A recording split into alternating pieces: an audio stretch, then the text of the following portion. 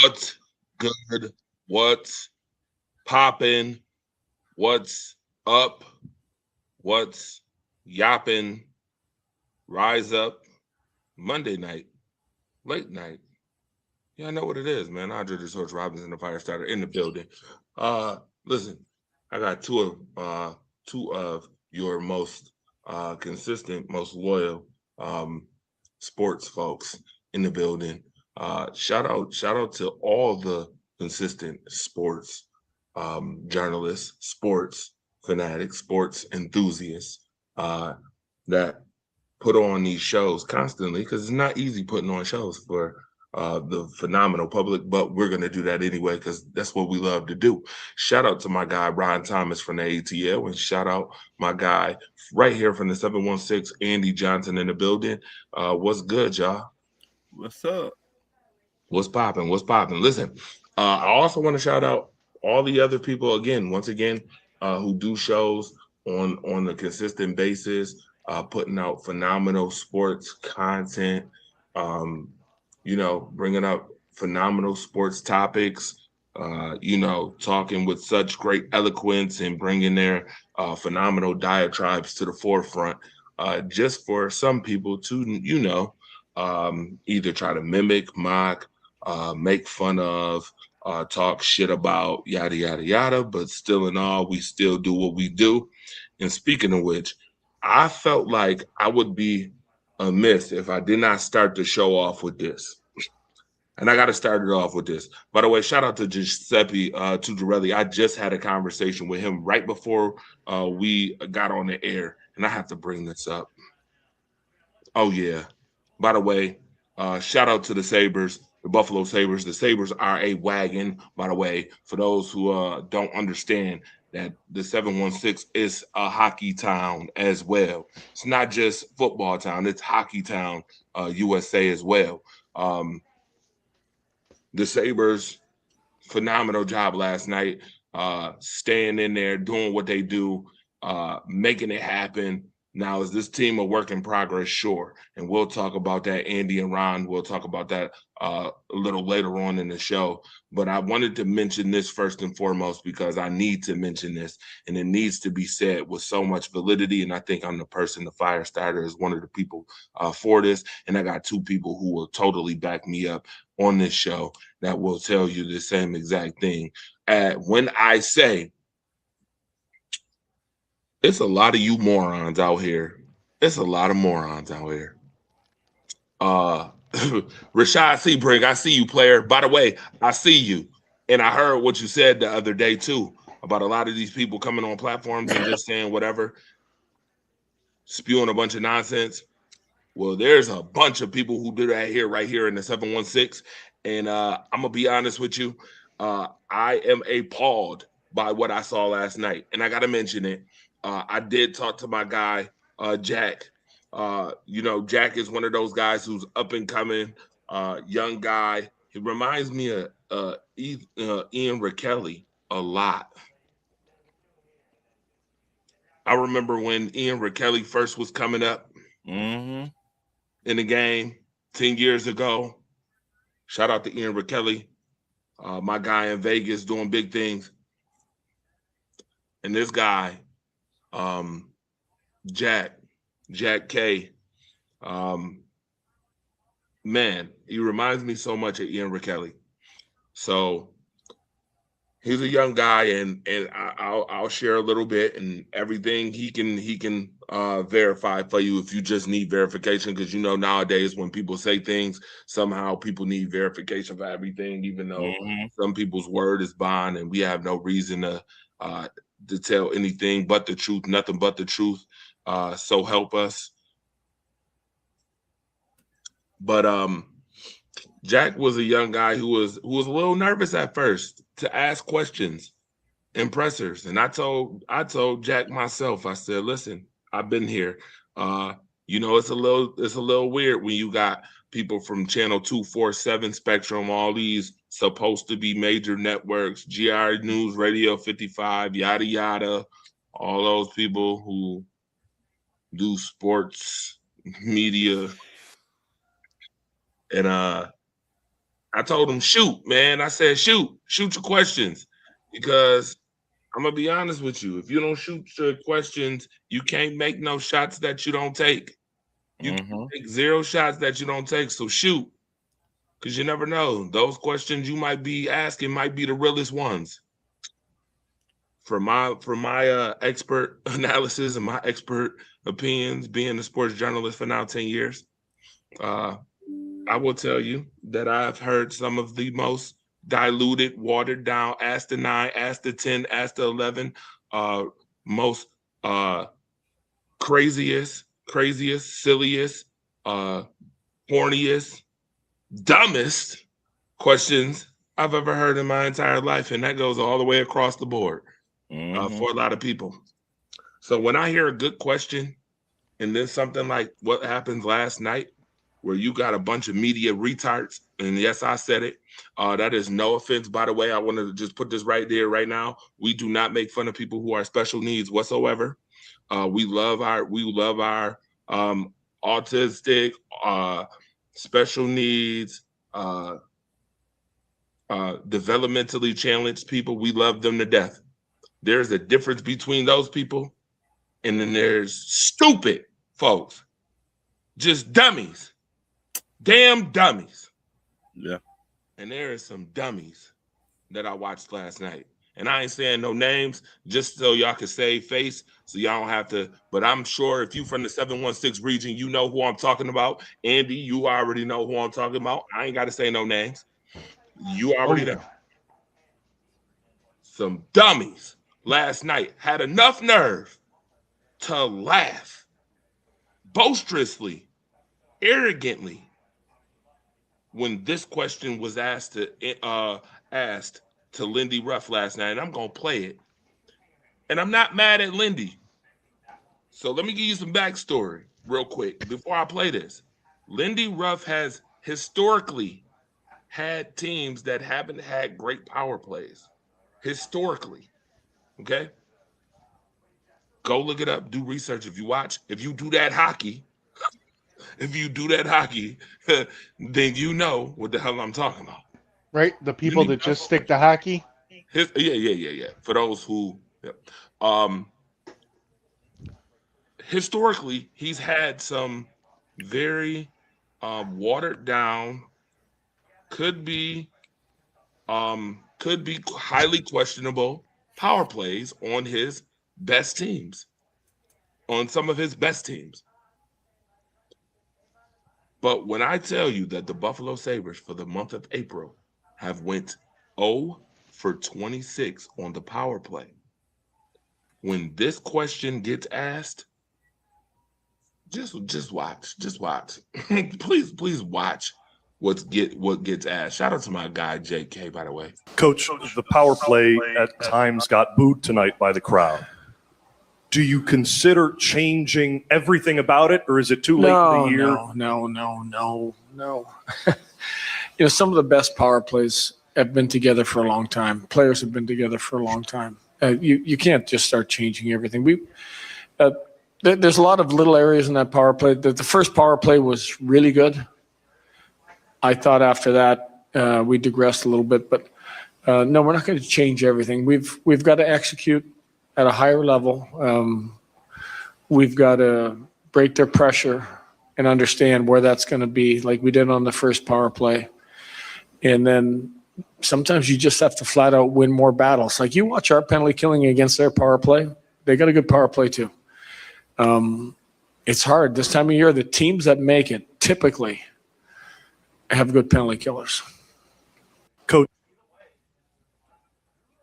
booed tonight by the crowd. Do you?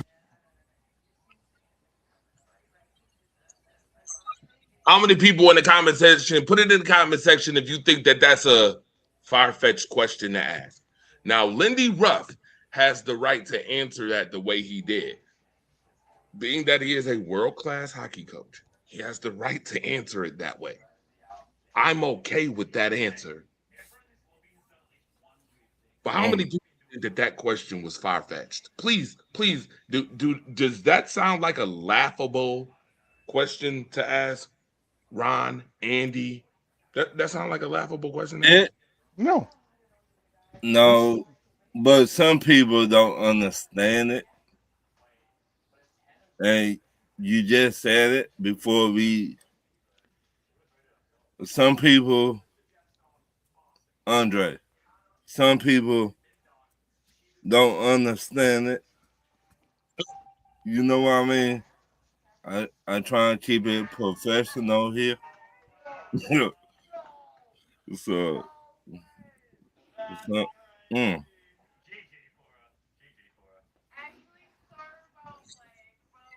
Just don't. Thank you, Aaron English. Yes, absolutely. It's a fair question. Me personally, have been waiting for Quinn out and to put Tuck on the top power. Yeah, Giuseppe 026 doesn't matter when you're putting pucks in the net. Okay, that's a fair answer too. That is a fair answer. Deborah Beatty, what's good? What's good? Hey Sharon, what's up? Dalton, what's good with you? What's up with you? What's up, Dalton? Shout out to you, my guy.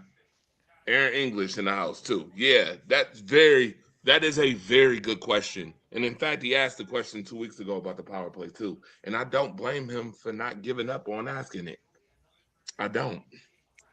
Because let me tell you real quick, while we talking about the Sabres, just so y'all know that we do this thing for real, for real. We not fair weather, we not fake. We give you full, straight, real analysis. First and foremost, number one. Jake, shout out to you again. Keep pushing the questions, the real questions. We've heard so many watered down, not needed impact questions that those type of questions deserve to be asked. Point blank. I don't care who take exception. Hell, last week, me and him both, we asked questions. I asked questions about the penalty kill. I asked UPL about the penalty kill, which is tops. The Sabres are one of the top teams in the entire NHL in penalty kill. I asked about face-offs. I'm gonna ask because Carrick is injured and won't be available for the first couple of games. I asked about that. There is nothing wrong with asking that type of question at all. But here's where I had my question. And Andy, you know we've talked about this. When you're a team, and the Buffalo Sabres are phenomenal, by the way. Shout out to the Sabres, go Sabres. I hope they wreck fucking shop this year. I hope they wreck shop. 15 years in the making. But when you have a team who can't score on the extra man advantage, they are a 5-on-5 team, right? The Sabres have been phenomenal 5-on-5. I told you that the Sabres power play at this point, you know how in the NFL you're allowed to decline penalties? You can decline or accept the penalty, Ron. Mm-hmm. The Sabres should just decline power plays and just be like, oh, we'll stay on the 5-on-5 at this point. It's got to the point where I'm like, the Sabres on a power play. I'm gonna go take a break. Mm-hmm. I gotta go use the bathroom. Oh, yep, I could go get me some hot tea. Mm-hmm. Oh, yep, I could go hit the concession stands because I just pretty much know that they ain't gonna score a lot of the time. Dang. They're just not gonna score.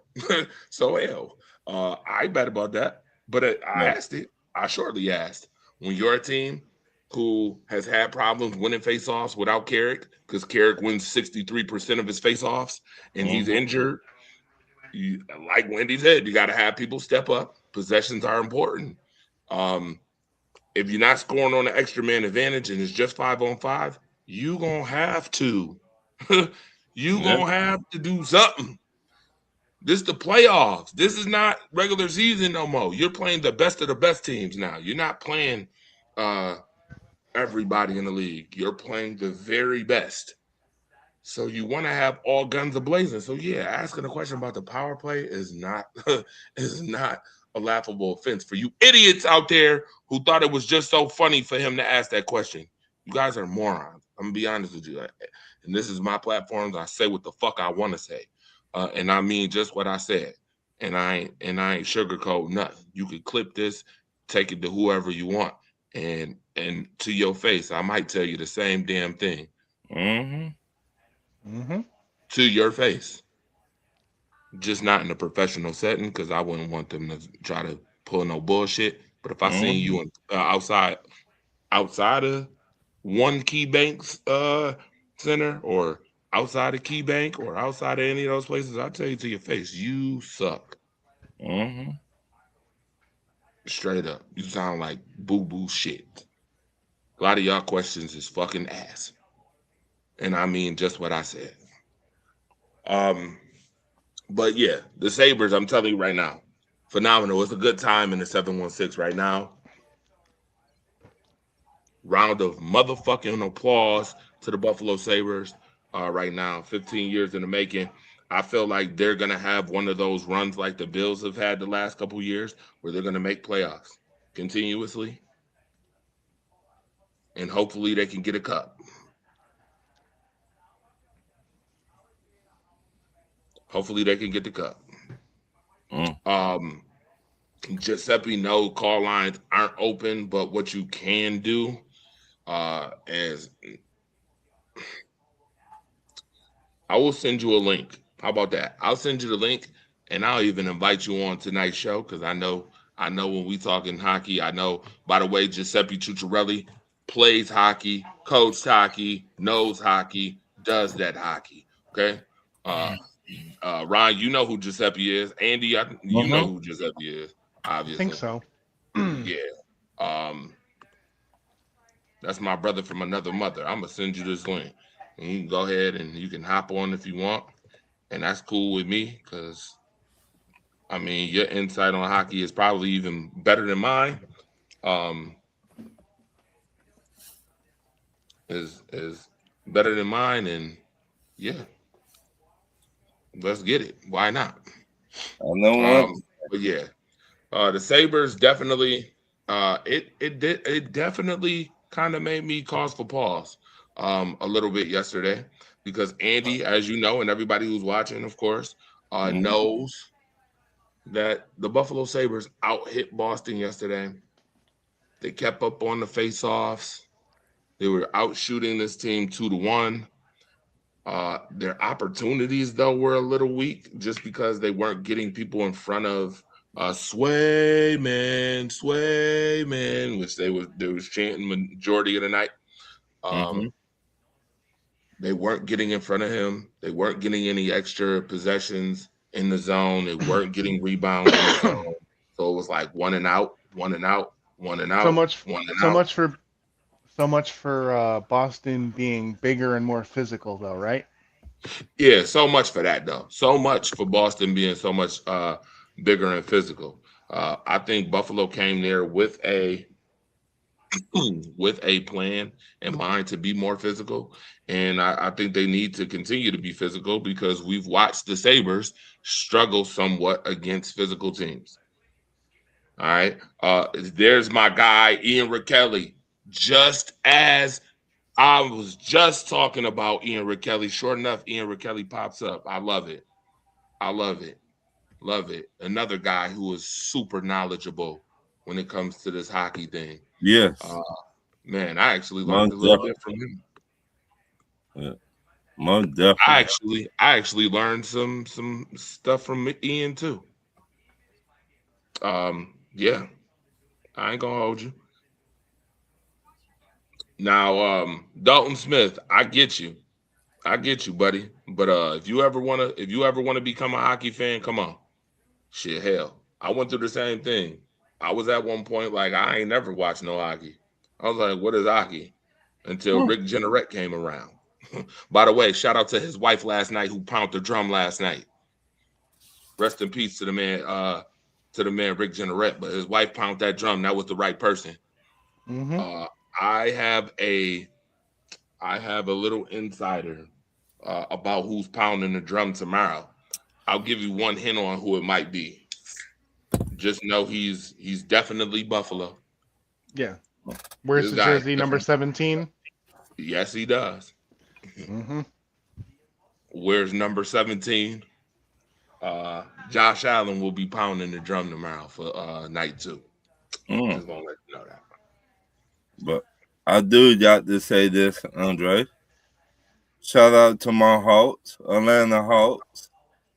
Knowing we You just already had know, to get Tokyo. one. It's Tuesday tomorrow too, and you better talk your shit, Ron. Oh, you already know. Now, shout out to my guy. I gotta bring him in here. Look who it is. Is Mr. Beard and Mustache himself. Mr. Look at this. Look, I got 2 games on. Look at this Watching guy. both games as we're talking. Look at this guy. It's good to have my guy, Joe Chicharelli, who is a known Boston Bruins fan. Uh, Right here in the 716. It's hey, all good. listen. I'm gonna tell you something. Don't hate the player, hate the game. And last night was. Since we were talking about last night, let's talk about last night. So let me turn this down for a second. All right. So, anyways, 2-1 Edmonton right now. It looks like maybe actually tied 2-2 after in the second. So, anyways, last night Bruins played a 50-minute game and then choked. I said this last night too. I was talking to a couple of buddies. I said the problem with the Sabres is that they're playing the old school Lindy Ruff dump and chase bullcrap game.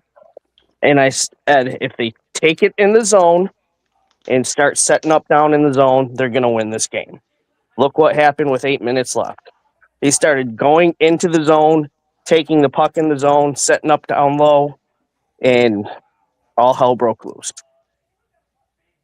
The other thing is that if you were watching the game, or if anybody was watching the game, defense on the Bruins side started getting a little bit flat-footed.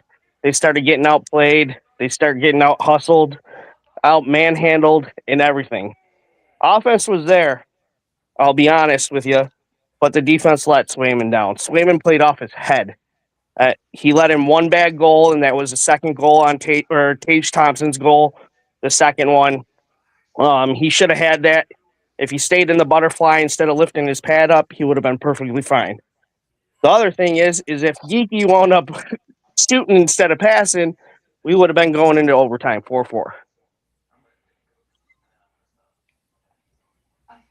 So, as a Bruins fan, it all around was a great game, regardless of the fact both sides of the puck, both teams hustled. Just Boston gave gas. That was it. They got gas. They got outplayed. They got outskated in the last 8 minutes of the game, and that's what won Buffalo that game. Was carrying the puck inside the zone and setting up inside the zone, and just out manhandling everybody.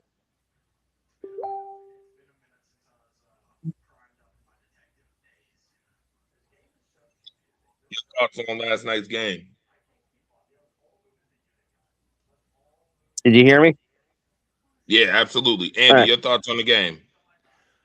I mean, I was watching WrestleMania and flipping it back and forth, so I didn't catch a lot of it until really the end. It just seemed like the Sabres just finally came alive, and Tage Thompson had a Josh Allen moment, put the team on his back, and tied it up, and the defense didn't disappoint this time. Best way I'll describe it. But Good way. It was awesome watching that. I feel like that was one of the games that I'll remember for the rest of my life. That goes with when we played the Rangers and Drury scored to tie it up with like 1 point some seconds to go in game, I think it was 3 of the playoffs back in, what was it, 2007, I think. But yeah, just wild. So happy. This city is different when the Sabres are winning. So it's been a fun year. That this is sustainable for the entire series, though. I think so. I mean, are they going to go out and score, 4 goals every game? No. I mean, they could, but they play pretty good D. They kill penalties pretty well. I'm assuming they're just in a slump in the power play, and they'll eventually come out of it, hopefully sooner rather than later. So I mean, you did say the question was there last night, asking Lindy where's the power play. Legit question, but the other thing is that even though that question needed to be said, does it really matter when you're putting up 5-6 goals a game, averaging what they were averaging about 3.5 goals a game all year, if not more, towards in the playoffs, towards in the towards the playoffs, end. it does get harder to score. Yeah. Wait, That's hold why on, hold power on. play Let and me penalty wait. kill are important in the Well, playoffs. hold on. You're saying it's hard to score 3 to 4 goals a game? In the playoffs, it's harder Did to score. did we just not watch Dallas Okay, get manhandled we're 6-1? we're Are you talking watching? about one. We're Are talking you about watching one any game. of the I'm game? talking. Are you watching any of the Am I games gonna? tonight? Are you gonna be allowed to talk? Because if not, You I'll are, just be but are quiet. you And let watching you any of the games tonight? here and there. Yes, I'm talking about all in all the playoffs for my entire life. They say the most important things in the playoffs are your power play and your penalty kill. But we're not talking about the past. We're talking about now. And they're still important. The easiest way to score is with a man advantage, is it not? But has it shown? Okay, just because it hasn't shown its head doesn't mean it's not there. Has it shown? Have we seen a lot of power play goals since the playoffs started? Once again, just because it hasn't shown its head does not mean Oh, it's not okay, there. so then prove me wrong. So we're talking about now. We're not talking about 5 years ago. We're not talking about last year. We're not talking about any year. We're talking about this year.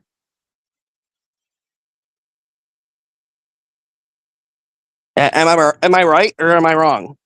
I'm not trying to argue with you. I'm just trying to prove a point.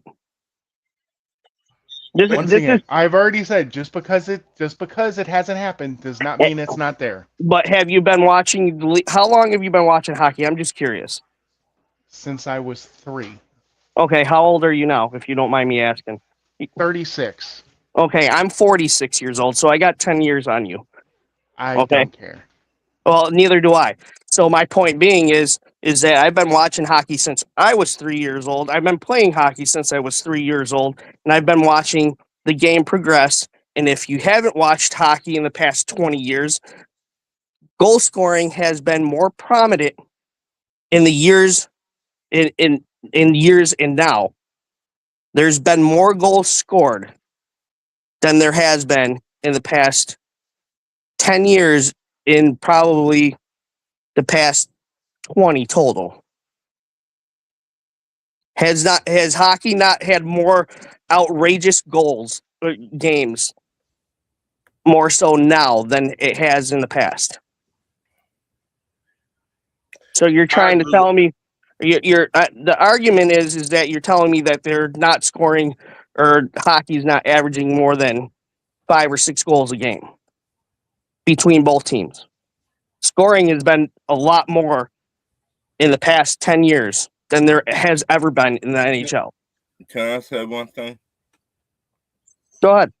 Do it even matter long you get the job done?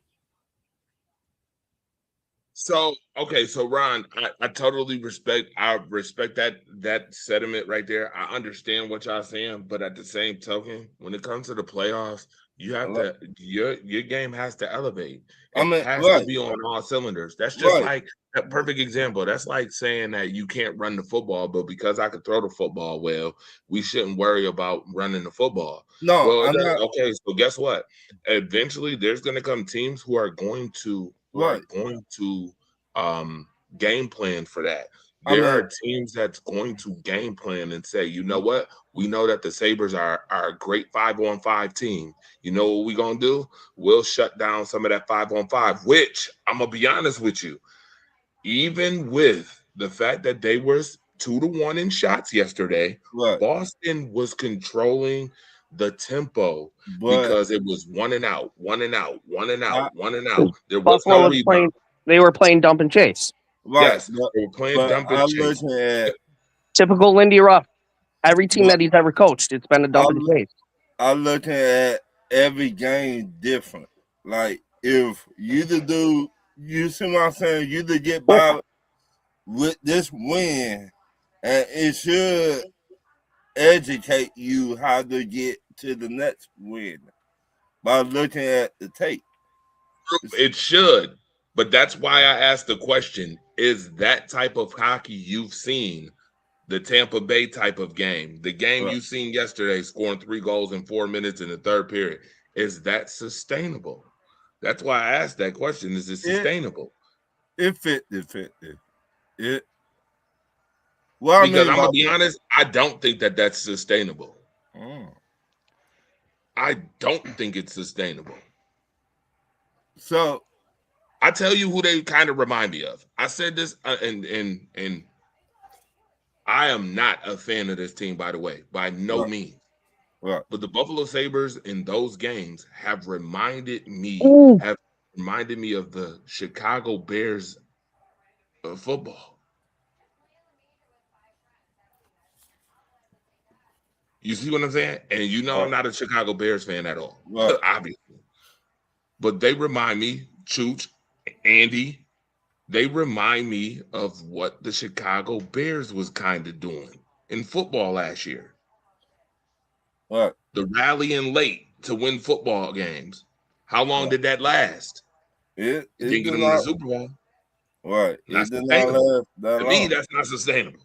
Right. But what I'm saying, if you go game by game, like you learn from your mistakes in every game, and you study the tape. You see what I'm saying? Like you get better and better. Oh, well, So let me ultimately ask this question then. What do you think needs to change in game 2 for the Sabres? Let me ask that. Maybe that's the question. That needs to be asked. Andy, Chooch, Ron, go ahead and tell me, what does the Sabres need to change in game 2? And Chooch, on your side, what does Boston need to change in game 2? Whoever wants to start, that's fine with me. coaching matter. Andy, it's on you. I mean, they got to try and wake the power play up. I mean, that's the easiest way to get goals in the playoffs. 5-on-5 is great, but when you have a man advantage, you have to take advantage. Saying that doesn't matter is like saying you're not going to hit your free throws in the NBA. It's the easiest way to make points. Well, we seen that with the New York Knicks tonight. You don't hit your free throws, you don't score on the power play, you're not going to go far. Too soon? Sorry, I'm watching both games right now. Sorry. No, I just BS. So on Boston side, they have to play a full 60 minutes, regardless of the fact. They just, like I said before, they pretty much Buffalo was dump and chase for majority of the game, and then all of a sudden just switched it up and started taking the puck in the zone. If Buffalo consistently does that, they're going to obviously and I said this before the series even started. You can go scroll through my page. I don't care what you do, but I already said if the Sabres don't win in 5 or 6, Boston takes it in 7. So The let me argument ask, that what more important is the Sabres winning or the Buffalo Bills winning in the city? I think this to me personally, I mean, both teams are hungry. You know what I mean? That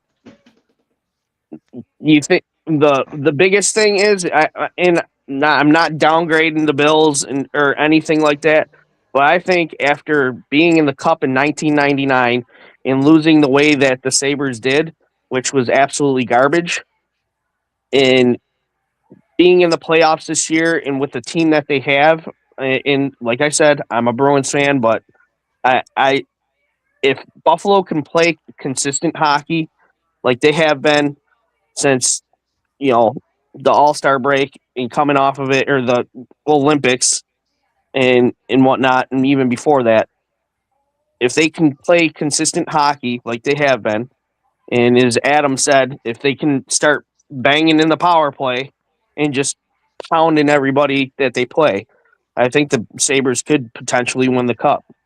And I know that there's other teams out there that are playing. I mean, Carolina's already killing. I mean, tonight they won in double overtime, but still, if you were watching the game, they're banging bodies. Both teams were banging bodies, Ottawa and Carolina.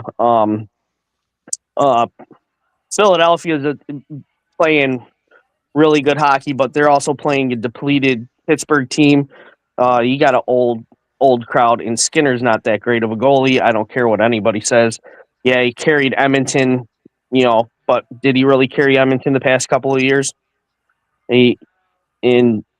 I just think that, and you still got Tampa, and Montreal is a scary team. I'll be honest. I wouldn't want to play. I wouldn't want to be Tampa right now, because Montreal's a little bit unpredictable with the team that they have. So, But I just saying, if what I should have said, what more important to the Buffalo fan base? I say Stanley Cup. Andre, Andy, I don't know. That's hard. because I'm looking at, if both of your team winning, it should not even matter what team winning, as long as they get the job done. As long as they bring back a title. I agree with that. It's just it is that, because it's so hard to choose between the two. Right. Well, I just think what's harder to win at the end of the day. Well, and I think that it's harder to win a Stanley Cup than it is to try to. Sports wise, I think it's harder to play 82 game season and then try to win 16 games, or how many ever games it takes you to get to the cup. You're playing every other night, if not every couple of nights, and you're banging your body. You're playing, and it's something totally different than football. But you could say the same thing about football. You banging your body once a week. Just not once a week, but once a week. It may be once a week, but it's different when you you take shifts off when you're doing it. It's like in the playoffs. 30 and Right. In the playoffs. For 3 hours instead of like. Right. So it's like. But you're not getting hit at 30 miles an hour either.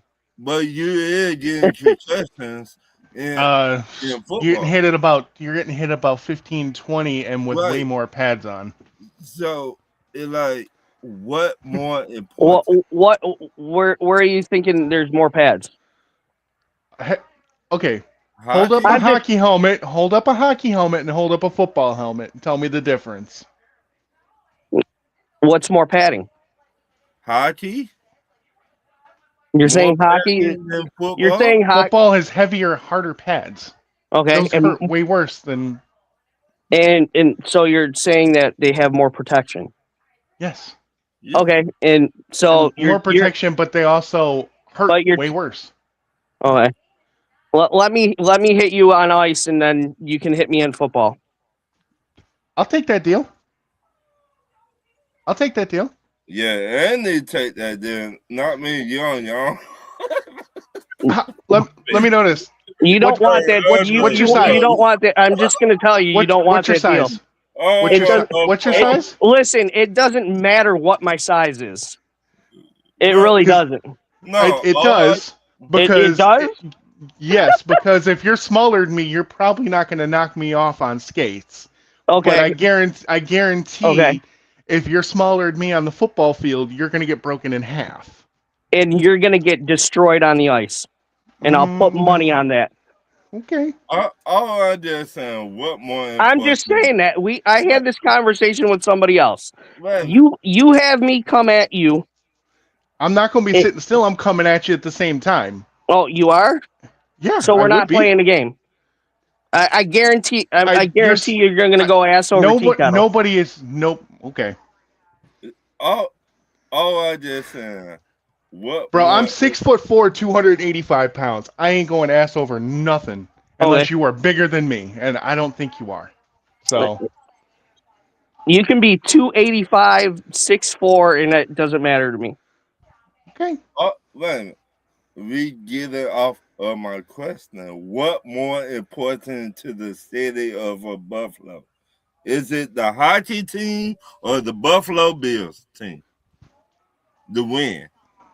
Can't answer. It's whoever can win it first. That'll Don't be the move most the important. goalposts. It's whoever can win it first.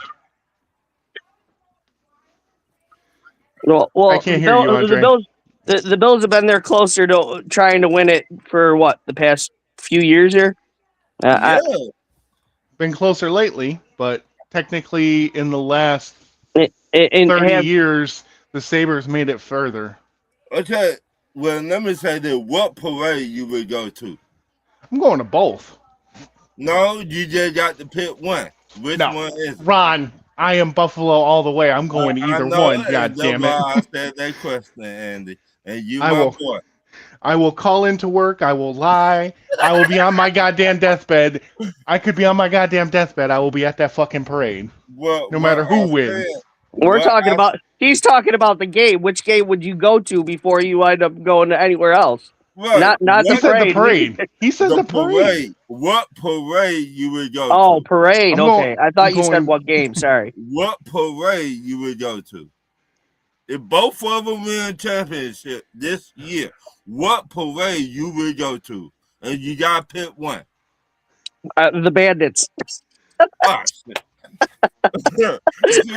Because they're most likely to guarantee to win. I'm sorry. Well, not everybody can deflate footballs. Oh, You know. I'm not a New England fan, so you can stop there right there. okay, look, be honest with me and yourself. What And- parade And, you and would if go to? and if you don't believe me, I can show you that I'm not a I Patriots believe fan. you, but answer the question. The people waiting. I've already If- answered it, Ron. I to be honest with you, either way of winning, it doesn't matter. This city just needs a. I'm not saying that lacrosse isn't a legit sport, but It's not one of the major four. it's not one of the major. Exactly. You're moving the So- goalpost. So It's here's the thing. This city is going to go into an uproar regardless of who wins, regardless of the fact. And to just have a championship, a legit championship, I think that it doesn't matter at this point. It do matter. No, it doesn't. Hold on. Why Watch does this. it? Joe's answer is the Bills because he's not a Sabres fan. He Right. can't show up to a I Sabres just wanted parade him to say that. Anyway, so, I wanted him so to say that. he know. Listen, Joe. Listen, I'm you going. let Joe talk. Listen. This is where I'm going to go with it right here. If this team right here, this team, ready? This team right there, that team right here. If you can see the jersey, this team right here. If they ever win, I'm going to that fucking parade. Wait a minute. No. We don't do that on here. Yeah. You I'm got not going. I'm not going to a Bills parade. I'll just be honest with you. Wait a minute. You're not going to a Bills parade either. Oh well, you ain't going to no parade then. Damn straight, I'm not. Listen. Listen, I- Ron, I'm he a- ain't Bulls you on already- parade, okay? You already know that I'm a Raiders fan at heart and a Bills fan second. He is raging against the machine, Ron. He is literally raging against the machine. There will be See- no Bulls on parade. No, there won't. None. Zero. Zilch. Nada. Zip. You tell me. And You got two football teams. just to let you know, Dallas just scored. They're up 3-1 with 13 minutes left. You got two football teams. Yeah.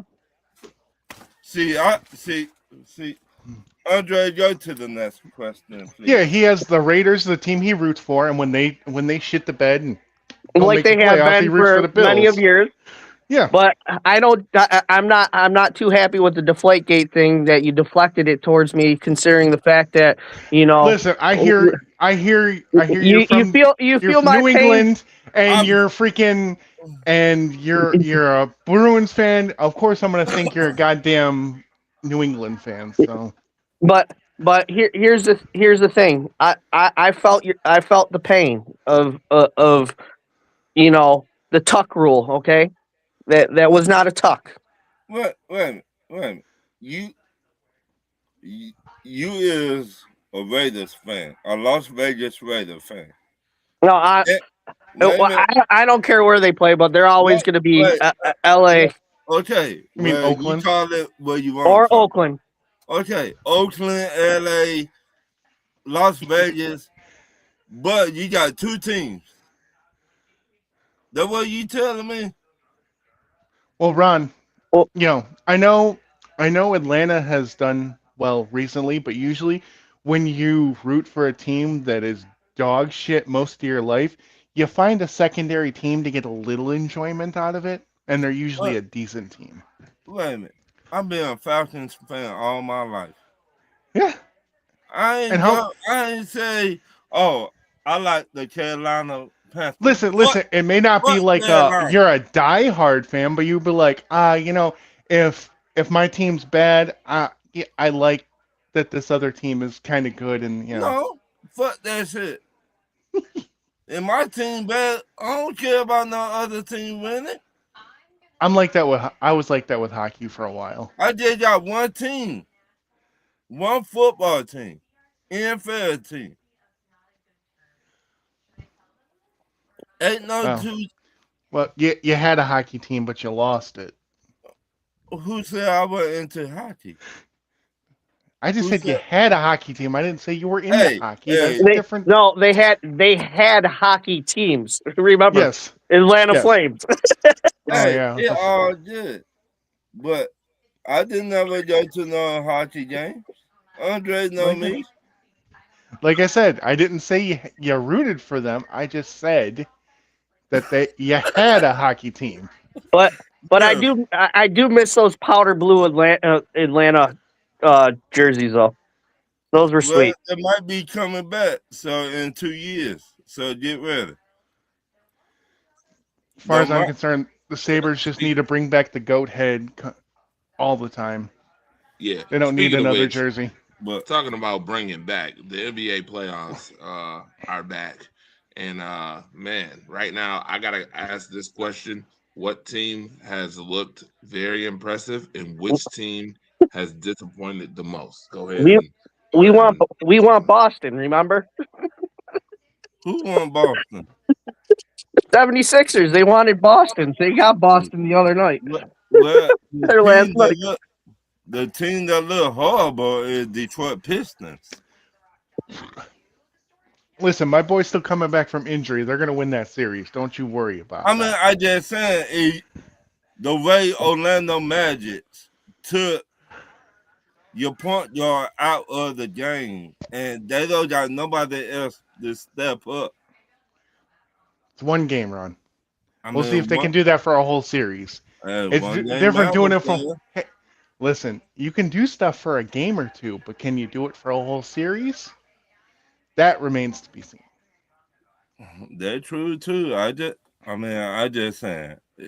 I want other people to step up on the team. That's all I'm trying to say. Yeah. The point guard from the New York Knicks was acting the other day, motherfucker.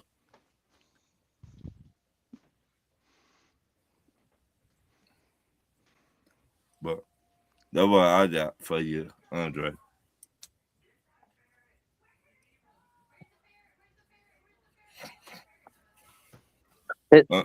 Dre's a little quiet tonight.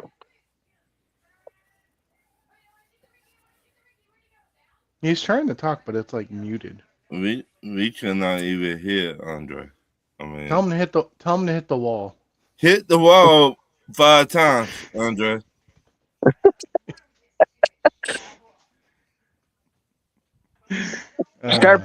Start banging your head because the Packers are doing well. Oh shit! I had to bring that up. Ooh, No, shots he fired. didn't. Shots fired. He already knows that I bust his chops about it all the time. Oh, we No, do the he same. didn't. Oh, We do the same. No, Mi- he didn't. Minnesota just scored. It was a good game. No, he didn't. Did not bring out Green Bay. We can't. Yeah, what was that? Because I just walked back in the room and I heard Green Bay. What's up? Who's talking about Green Bay? We were trying to get your attention. Well, I was at least. What happened? What happened, baby? I want to know what happened. What happened? What happened, baby? You know, we were trying to feel the Jordan love. I mean, shit. Oh, Sorry. no, he didn't. No, I see he done took his comedic route on the road, huh? no, he didn't. Listen, I just watched the WWE WrestleMania Kill Tony, so I got to be a comedian now. Yeah, No, I he see. didn't. I see. Okay. Listen, Home Depot. I'm gonna need you to go. I mean, Home Improvement. I'm gonna need you to go ahead. Go ahead, Tim the Two Man Taylor. I'm gonna need you to go ahead and pick some jokes. You got jokes. Don't be joking on my damn Green Bay Packers now. Listen, I'm not Tim the Two. I'm Al. Okay, get it right. All right, seriously. Talking about NBA playoffs. I heard somebody say something about Detroit. Yeah, man. The way I heard somebody say something about Detroit. me. The 3-1-3.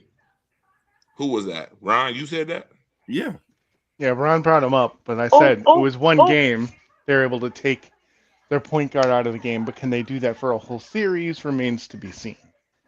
I mean, it might mean to be seen, but the way they were at there, It was they went one to- game.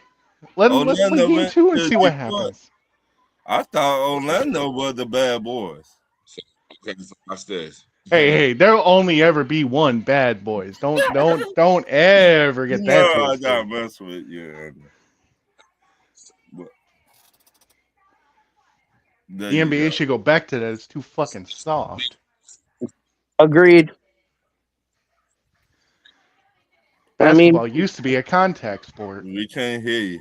yeah, you can only watch LeBron flop 8,000 times a game. You know, maybe once or twice a year, and make it look good. Ugh. Who watches LeBron? We can't hear you. It's like watching a figure skater hit a rut when they do a triple Lutz and fall.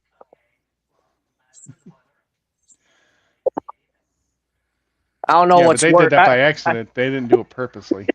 Okay, all right. Let me reiterate that then. It's like watching a soccer player dive after he gets My slide volume. tackled. Okay, there we go. My volume likes to fluctuate here and there. Absolutely. So listen, first and foremost, when it comes to Detroit, this will not be a everybody from the 3-1-3. Put your motherfucking hands up and follow me moment. It will not be Listen, an 8 stop, moment. Eminem, stop. It will not be one of those moments. I promise you it won't. I think Orlando might take this the full distance. You see what I mean? Here's the problem that I see. Who is going to score on this team besides Cade? I need to know. We talked about sustainable to win a championship. I don't even think this may be sustainable to get past the first round. The way Orlando played that game one, the way they played game one, He's rusty. He's only been back a week. oh, that's nice. Well, guess what? You rusty at the wrong time. You It's might not wanna his. go. He can't help Listen, it that Ricky. he's fucking. Listen, Wreck-It Ralph, you might want to go get Fix It Felix because you will need. I can fix it. He better fix that shit quick. He better fix that shit quick. Orlando not playing with no. Listen, They're not Orlando playing. has nothing to lose. Orlando has nothing to lose, and Pangero is. I'm be honest. if I'm Orlando's coach, I'm having him check Cade the whole series, Oh, the entire series. wait a minute, Andre. This the kicker. Orlando Magic players trying to get the head coach fired. Oh, How I know, about those apples? I know. But guess what? If they want to play, they're gonna have to put that aside. They're gonna have to put that aside. They're gonna have to put that aside. They got an opportunity to knock off the number 1 seed in the East. Right. I think we're gonna put trying to fire our coach to the side for the moment. Let's knock these boys off. Let's knock Detroit off real quick. Number 1. Number 2, Cleveland. They look good. They look good. I just want to know how long James Harden is going to play playoff basketball. I'm just wondering. And see how long that lasts. No, he only plays. Knicks, He only plays one side of the ball, so that's where all his energy goes. Yeah, the Knicks. Listen, they know what they're doing by exuding his energy on the offensive end and not on the defensive end. They know what they're doing. They think they slick, but they know what they're doing. The Knicks losing games to the Hawks. That's typical Knicks playoff basketball. Losing the game that they probably shouldn't. Can I speak on this? Stephen A. Smith, how you like us now? Ooh. Well, now you've been talking reckless for a whole week about my Atlanta Hawks. You and your no headline ass. Well, I mean, I do want to put it out that Danhausen did curse the Knicks. So yeah, and I also want to put out there that they booed the shit out of Stephen A. Smith. Yeah, he's just trash. He's just trash. We booed him. So when you do your show tomorrow morning, Stephen A. Smith, make sure you know what you're talking about. I'm coming for you. And did your reporter to report? I tell you what. The Knicks, if they lose this series to Atlanta, better I'm blow gonna the tell whole you damn what team I'm up. gonna bring up. I tell you what I'm gonna bring up. I'm gonna bring up the fact that the New York Knicks gave up 5 first-rounders for Mikal Bridges. Oh, I don't bring up Trae Young not even with us no more. I'm bringing it up. The New York Knicks daddy. He with Washington Wizards now. And y'all still losing. Trae Young is the New York Knicks dad. Oh, hey, y'all seen anybody shoot dice on the New York Knicks floor? Trae Young did it. And to a bow. So disrespectful. Thank you very much. Joe, when the Sabres come to Boston, I hope y'all don't be disrespectful. Please don't be disrespectful. Please don't be disrespectful. It's playoff time. I see people love to bring up playoff memories, disrespectful playoff memories. So Ron Thomas. Hold on, watch this. This is where I got Rondo. Hold on. This is where I got Rondo, and I ain't even talking about the Celtics yet. I got Rondo. So, and I ain't talking about the Celtics. Ron, you sure you want to bring up playoff losses? I mean, to be honest, Reggie Miller on the New York Knicks. No. After Reggie Miller. No. Don't change. Don't move the goalpost, Ron. Stay right there where you was at. Keep that same energy, Ron. I want you to keep that. What's that coming down the track? It's the Mean Machine in the red and black. I want you to keep that energy that you just had. Chooch, look, Chooch. He would bring up disrespectful playoff moments, right? Ron, I'd have thought that you would have been humble after what happened when y'all came here just a couple weeks ago. I thought you would have been humble. Sir, we're not gonna talk about that Georgia Bulldog dog walking. Charlotte basketball time. I don't care. Come on. I don't care. Wait a minute. Sir. I gotta say this before you go in. Stephen A. Smith made it personal. Every time he made it personal. That's him. Every Yogi, time what he up? makes it personal with a team, the team that he like end up losing. Yo, what's good, my G? Holy We on. shit, he came out of hibernation. Yeah, we on. We on. I watched the nasty Nick game as the only Nick fan that's on the Yogi, panel. what the hell? I You have in a the forest somewhere stealing picnic baskets? We can't hear I'm you. around. You hear me? No, Because My I mic is have questions for See, Yogi, a you certain. can't steal picnic baskets and do shows at the same time, bro. I told you what the this. fuck not. I do what I want to do. I'm on. You hear me? no, Yeah, I can hear you now. All right. I just wanted to make sure y'all hear me. Everybody hear me? no. Barely. I told you. I Listen, can hear him. I can hear I him. can hear him somewhat. The picnic Okay. baskets, I tell you, running Yo, interference right this now. is. What's I, up, yo? I I'm heard I just. heard that he's a Knicks fan. That's all I heard. Me I am too. very. Yeah, I'm very disgusted right now. I am very pissed. I know you have a couple of questions. Oh, what are you I speaking love on? Is it? We doing basketball? We doing football? What we doing? Well, you Doing can talk basketball about right now. basketball. When we get to football, I have questions. You I don't have got a no lot of questions. questions. Oh, I have plenty Here we of go. questions. Here we go. Here we go. Okay. Oh, okay. So, yeah, about the Knicks, very disgusted. I seen a terrible timeout, which is going to cost Mike Brown to lose his job, and he's going to end up getting fired. That was disgusting. Very disgusting. Mm-hmm. Then Bridges, we spent 5 first-round picks for him, Mm-hmm. and he got 10 points, pissing me off. What I just say? What did I Mhm. just say? What did I say? Bro, I'm Uh, telling you, Mikal Bridges got to be the most overrated first round give up in the entire century of basketball. But Five first rounders for somebody who getting you 10 points. Yogi, how about this? How about we go to the Knicks, me and you, we go down to Madison Square Garden and say, you know what? We'll play. We'll play for the playoffs, and you can send Mikal Bridges, send him home back in, and we'll get 10 points. or you could get John Starks. Or He no. went Yo, on we'll foot get 10 side. points. We'll get 10 points.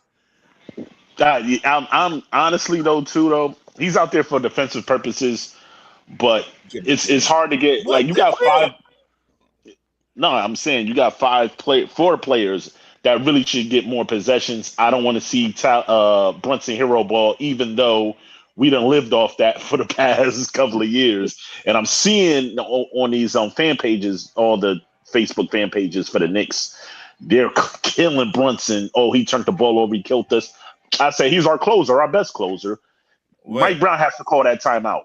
Where? I watched the whole game, so I He was wasn't no closer tonight.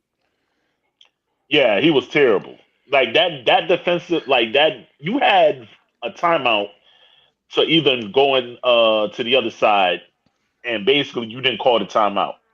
You ain't need to hack anybody, do anything. All you had to do was get across half court.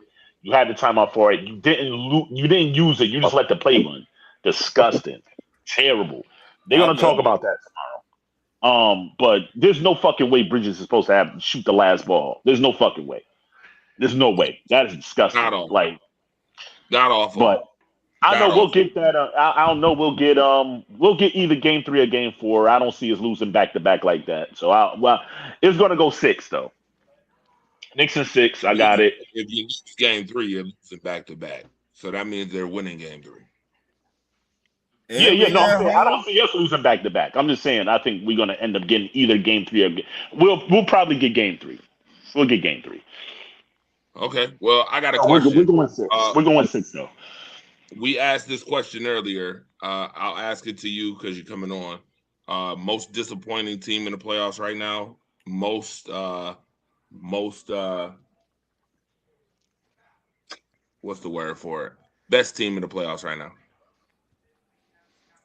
Oh, OKC definitely best. OKC definitely.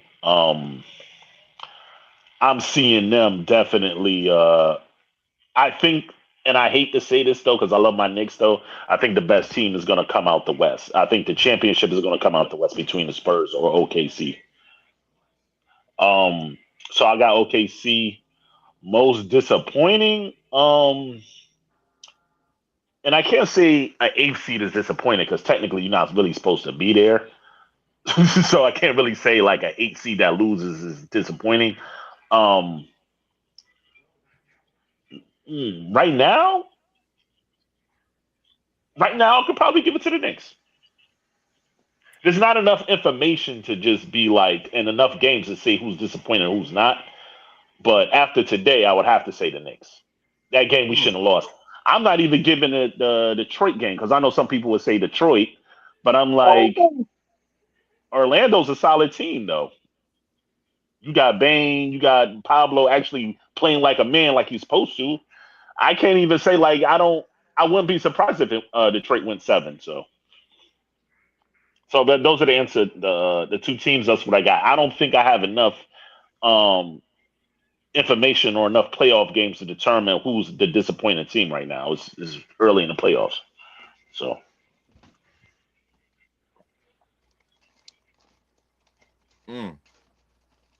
Got to be more tough.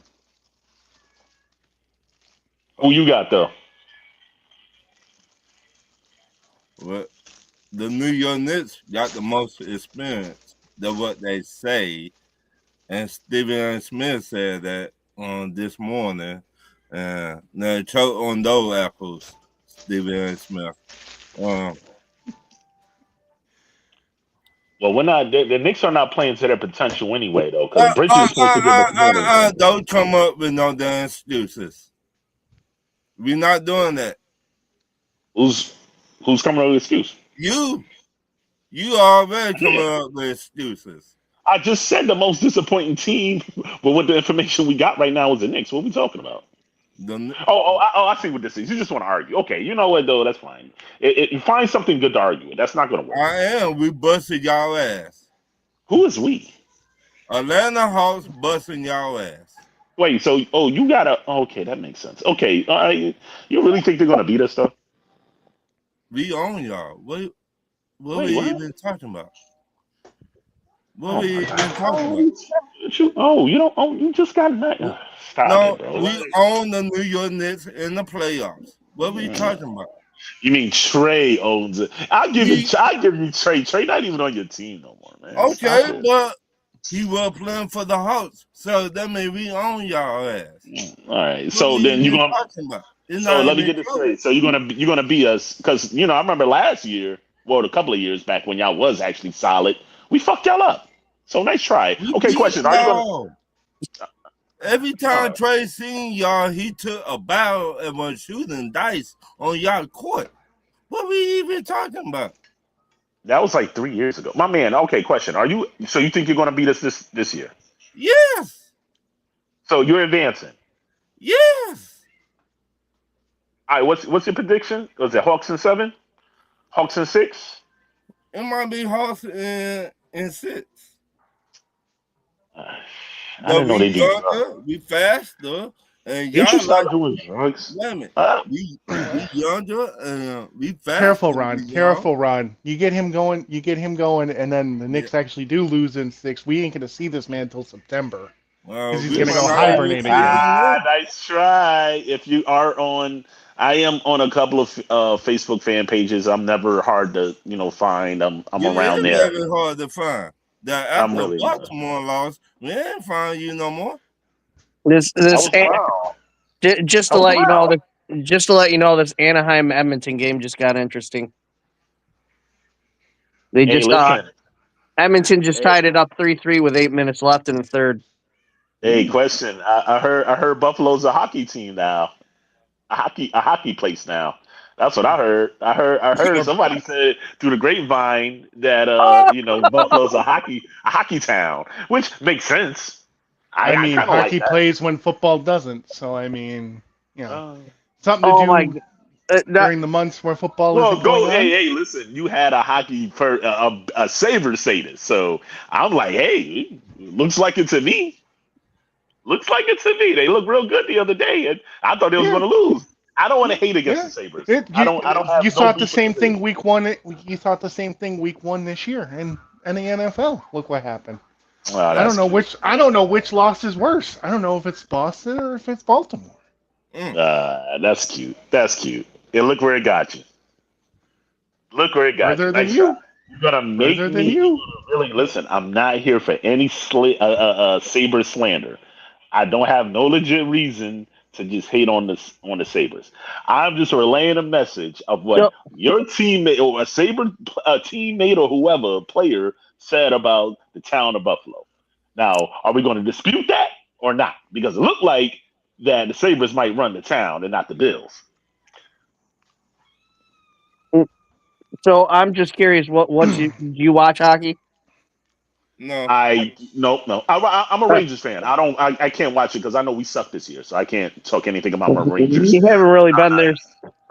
I I'll tell mean, you that. I'll just say this: Tage Thompson can walk through town, and maybe he might get spotted. No, and somebody will know who he is. If the Bills' best player walks through town, he gets mobbed. So, yeah, that'll just tell you that. Be more. He's allowed to have his opinion, but he wrong. So if they get the championship, are we still saying that the Buffalo's a hockey town or a football town? It'll always be both. Given I what don't both think I don't think so. I live here, so Listen, there is more hockey juniors, more hockey events that happen in this damn city than a little bit. Please stop this cat. Listen, There we go. listen There we carefully. go. It is There we both go. a hockey and a football town. It's No. both. This is crazy work. I don't understand how people don't understand that. No, By the way, no, Andy, no. you are capping, sir, about Tage We- Thompson. we If just Tage Thompson walks through I'm town, saying compared to downtown, Josh. sir, Compared to Josh, no. Stop. there's a this. difference. There's a difference, but if they both walk downtown, you better believe Buffalo knows who both of them are. Wait, no. If you get if they get a championship, I'm not gonna say nobody's gonna care about the Bills. That's wild. But I'm just saying people are The gonna put Sabres the win a Bills in the back championship. burner. The Sabres will be the big brother. So Big you, facts. Okay, let's go. Facts. Okay. About time. hold on. So you're saying that Tage Thompson is equally as popular as Josh Allen? I In would Buffalo, not say I yes. never said that. That's not don't take No, what I said out of context. But you're saying that they would be equally as known. That's not what I said. I said if they both walk downtown, you better believe everybody down there gonna know who both of them are. You better believe that. I'm not gonna say that though. I feel like the guy. You The guy, believe that. the That's first crazy. team And I'm that gonna be brings the honest with you. championship. See, this is where experience comes into play. I'll be honest. I'll be honest with you too. I side with both of them. I'll be honest with you too. Whose face is around Buffalo more than anybody? Well, we know it's Josh. That's simple. That's simple. But the question was downtown. Now, if we go to the hood, then Tage, I feel for you because. How about we bring them down? How about we bring them down to the freaking fruit belt and let's see who they're gonna know. You know what's so funny? I'm like 2 minutes from the fruit belt. You just said downtown. It's pretty much. I'm just gonna say this. Sir. When we say downtown, I'm talking about in the downtown area where they play sports. I'm talking about Chippewa area. I'm not talking about Nobody. Ain't nobody talking about none of them streets. Ain't nobody talking about the East Side Street. Ain't nobody talking about nope.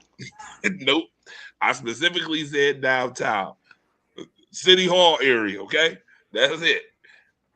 If you're they'll know Josh Allen before they know Tage Thompson. Yeah, majority of people. There's a reason that his daughter, who has yet to have a photo put out in public, is known as the Princess of Buffalo. Yeah, and she's more popular than Tage Thompson probably right now. Well, that has a lot to do with her mother as well. So. Well, regardless of fact, we're talking about in town here, not True, but I mean, please. Haley does bring a lot from the women's side of things. To the whole synopsis. Again, Tage Thompson is 20, like what, 24, 25. Not I even. think he's 26, actually. Yeah, he's like 26, 27. I didn't think so. I thought Tage started playing. Tage's been Oh, no. on the Sabres for what, 8 seasons? 3 years, I thought. I don't know. No, Tage Thompson has been on the Sabres since before. I wouldn't say before COVID. He is 28, actually. Yeah, okay, so he is older. He Yeah, is. he came over from Chicago. Like, Yeah, what? that's what I was about to say. Yes, he's definitely played 8 years here. Definitely. I was about to say, y'all not about to trip me up. I ain't crazy. Actually, him and Josh both entered Buffalo around the same time. The same time. I was about to say, Tage was here before COVID. I know Yeah, that. he's covering the Sabres he's since been in 20 Buffalo for 8 years. Yeah, I was about to say, ain't no way. All right, so you got 2 guys. One is 30, one is 28. Again, but if Tage win that Stanley Cup, we having a different conversation. Unless Josh goes and answers it with a Super Bowl this year. Sir. Oh, okay. You know what? Hey, I'm just saying, if they Yogi, both have, Yogi, listen, I usually here. don't do this. Yogi, I usually don't do this. I usually don't. Hey, can we go? Yogi, for once, Yeah. I actually agree with you about this damn Buffalo shit. You know what? I'm telling you. Okay, do not watch this. inflate his goddamn head. I do enough job trying to deflate it. So, Yeah, Dre, Well, you Andre, gotta deflate it with facts, and you don't do that. You just be trolling. I do. So I No. encourage the trolling. I've hit you But with I don't take plenty it of serious, facts. though. No, you do not. The fact. Okay, so let's get to the real Baltimore facts, won though. week 1, right? Baltimore No, we is lost. won week 1. Baltimore has beaten Buffalo in the playoffs, right? Like Josh doesn't own your whole franchise. Just saying.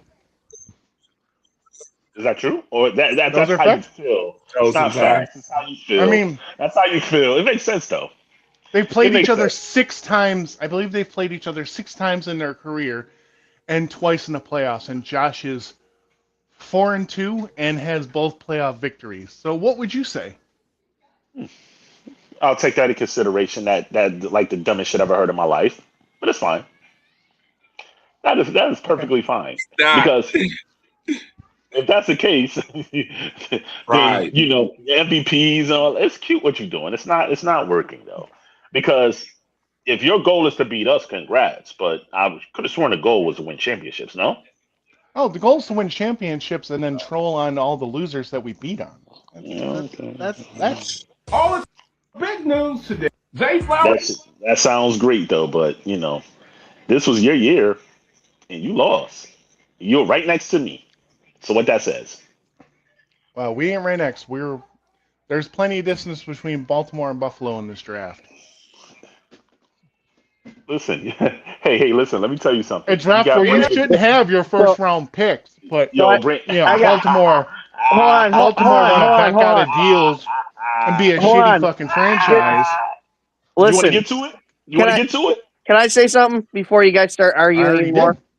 Can I Go say ahead. something? Am I Go ahead, allowed please. to say something? Go All ahead. right. I said So what I said. you said that Josh Allen has Y'all more backed out of victories. that deal that you were so high on. Now it don't matter. Adam, did you? Oh, we win in the Super Bowl. That was your words, was it not? Hey, listen. Adam, Go ahead. did you say Josh Allen has more victories than Lamar Jackson against each other? Go ahead, retort. Hello. Who's Andy talking said to him? that. Andy said that. Yeah. And it's actually in regular season and playoffs.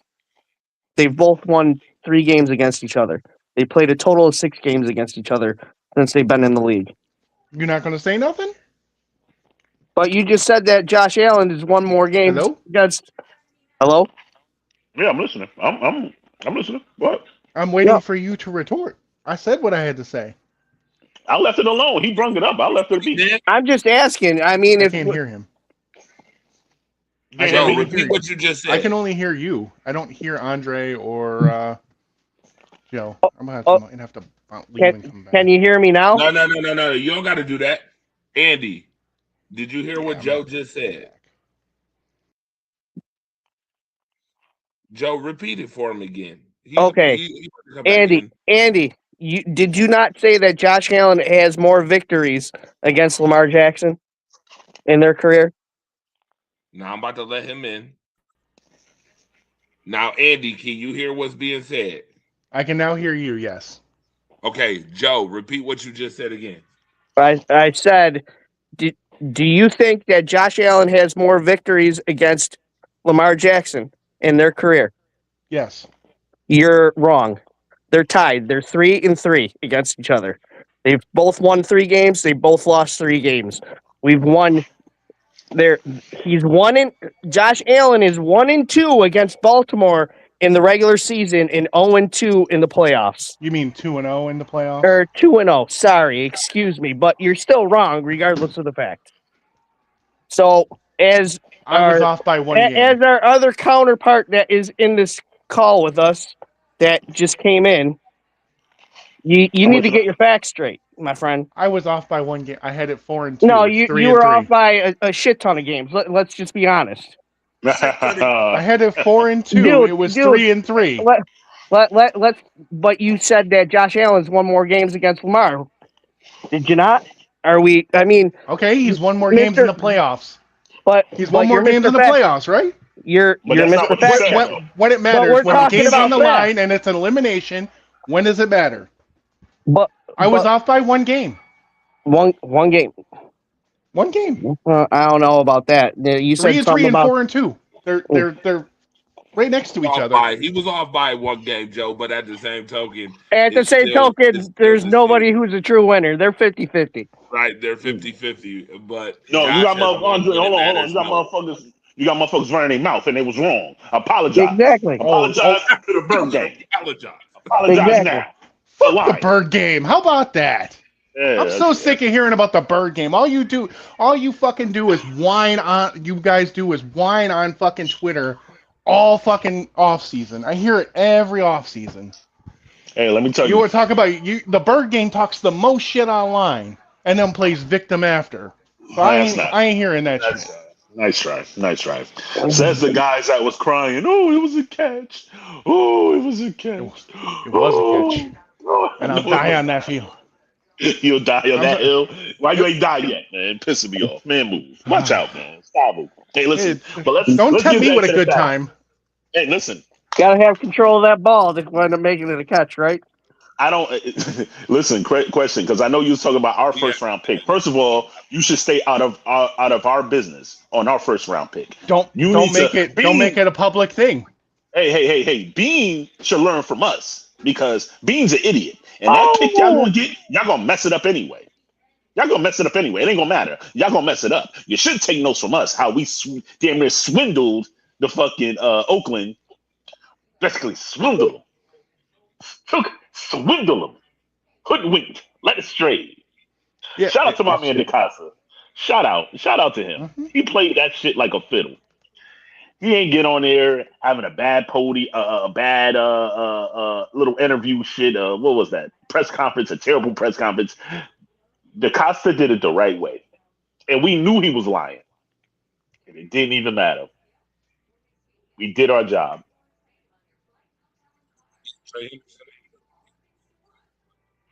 Y'all there? Disgusting. I'm here. Oilers just went up 4-3 with about a little less than 2 minutes left. They came back from 3-2. So they just scored 2 unanswered to go ahead. Damn. It's a good game. If you watch the highlights of the Dallas game, you're gonna laugh at if you get to watch it on ESPN, you're gonna laugh about it because Is Draisaitl coming back? he's playing right now. Okay, so he did come back. Okay, good. Yeah. Power plays. Yeah, started- he just power plays. he just power plays assisted started to fall off. he just assisted on this last goal. See, that's why you need Draisaitl. Draisaitl is nice. Yeah, but you can be as nice as you want and get to the cup and lose 2 years in a row and not do shit. Well, we know that. That's Remo- obvious. But then again, they have a different goalie, so That's You true. know. Their goalie's playing in Pittsburgh, is it not? Well, he showed up in Pittsburgh, but I don't think he's playing. Oh, I thought he was playing. Guess what, Joe? Yeah, Florida's Skinner. not even in the playoffs, so they don't have to Skinner- worry about losing to Florida again. Skinner's and make it 5-3. Oh, they got that an game's empty over. net. No empty net. Oh wait, no, Damn. I'm looking. Sorry, I got the game on. I got the same game on, but one's lagging behind. So my bad. Goofy. Listen, the other game it just popped on up top. So Womp I got two different streams. Leave me alone, man. womp womp. Lagging like New England sports has been lately, except for the Boston Celtics. Lagging. The Patriots lagged terribly. And so did and so did the Bruins the other night. We're gonna see tomorrow night. See what happened tomorrow night. That's gonna be very interesting, to say the least. Listen, you can hate all you want until you win a cup. Then come talk to me. Oh, hey, guess what? Hey, no hate. I don't hate. I do not hate the Boston Bruins. Hey, listen, I don't have no reason to even hate the Sabres. I want to real bad, but I can't hate. I want them to win. It's been a while. So I really want them to win. But Bills, never. I want them to lose I forever. remember the Yogi is trying to say. And I can't wait to host both Forever. trophies and hold it over your head forever. That's a trophy you will never see. You will never We'll see see. that damn trophy. Neither will You will Lamar. never see Let me say this about the Lombardi: so close, but yet so far away. And I like it. I hate I like I hate to say it, living here in Buffalo, but I don't see anything happening as long as Bean's the fucking GM. there we go. Somebody was using their common fucking sense. Hold on. There is the rumor that they were just keeping him until after this draft and firing him. That still Get the remains to be fuck seen. out of here! Get the That's fuck not out of true. here! That's Who are not they gonna fucking hire? Fucking Pagula's wife then? true. Anybody be better. Dude, I'm gonna be honest with you. That was a rumor. But I tell you Yeah, what. and it was a rumor fucking that we were keeping fucking whatchamacallit, fucking They both should have been McDermott. fired. They No. both should have See been No, fired. no. To me, No. that ain't a rumor. That's not a rumor. Where you get that rumor from? Who? Who are you talking to? You. Who did Me? you get that rumor that they was keeping McDermott? Dude, it was all over the fucking place. Oh, they're not going to get rid of him. And then they fucking got rid of him. All right, hold on. You need to cite your Hold on, sources. watch it. Wait. Yogi. Hold on. Yogi. You need to cite your Yo. sources, bro. Yep, what's it? Yo, this is my point. It was You gotta- everywhere except for where it should have been, because every one of them was idiots for saying that shit. No, you gotta cite your sources. Cass get out here saying that. Cass gotta cite these sources. You want to know where that came from, Dre? Do you want to know your favorite fucking people on 550? Idiots again. Idiots. Oh, okay. But All right. but they're not. But yet they're not a legit source, right? Idiots. Nah. As long as you 550 say to me is no, not. you, Hold on. you name So, your Joe. source. Yeah, I Joe. respect that. And Hold on, no, Yogi. Let me answer that.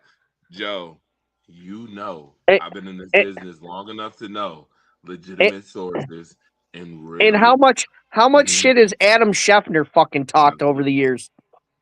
Oh, we know. This guy's getting paid. This guy's getting paid how much money to fucking talk bullshit on fucking ESPN? Just as bad as Stephen A. Smith talking about, the Cowboys, fuck you, dude. Listen, it'll guy's eventually about come out that it'll I can't eventually come fucking out that stand him. Adam Schefter is doing the same thing Diana Rossini was doing. Sucking dick. Where? Yo, stop it. Listen, Adam Schefter is about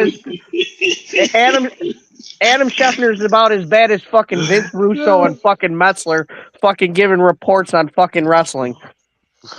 Yeah, you know what's so funny about that? Again, dude, you know how I feel about them watered down ass news outlets. You know how I feel about them. You want to know who else pisses me? You say 550 and I say zero credibility. And here's Listen. why I say zero credibility. Oh, damn, it's like that? Hold on, Damn. hold on, hold Go Yeah, ahead. they're bad. Damn. They're Everybody fucking in terrible. their wait a minute. Everybody and their mama heard Brandon Bean go on their show and tell them how they didn't need wide receivers and that they scored 30 points per game.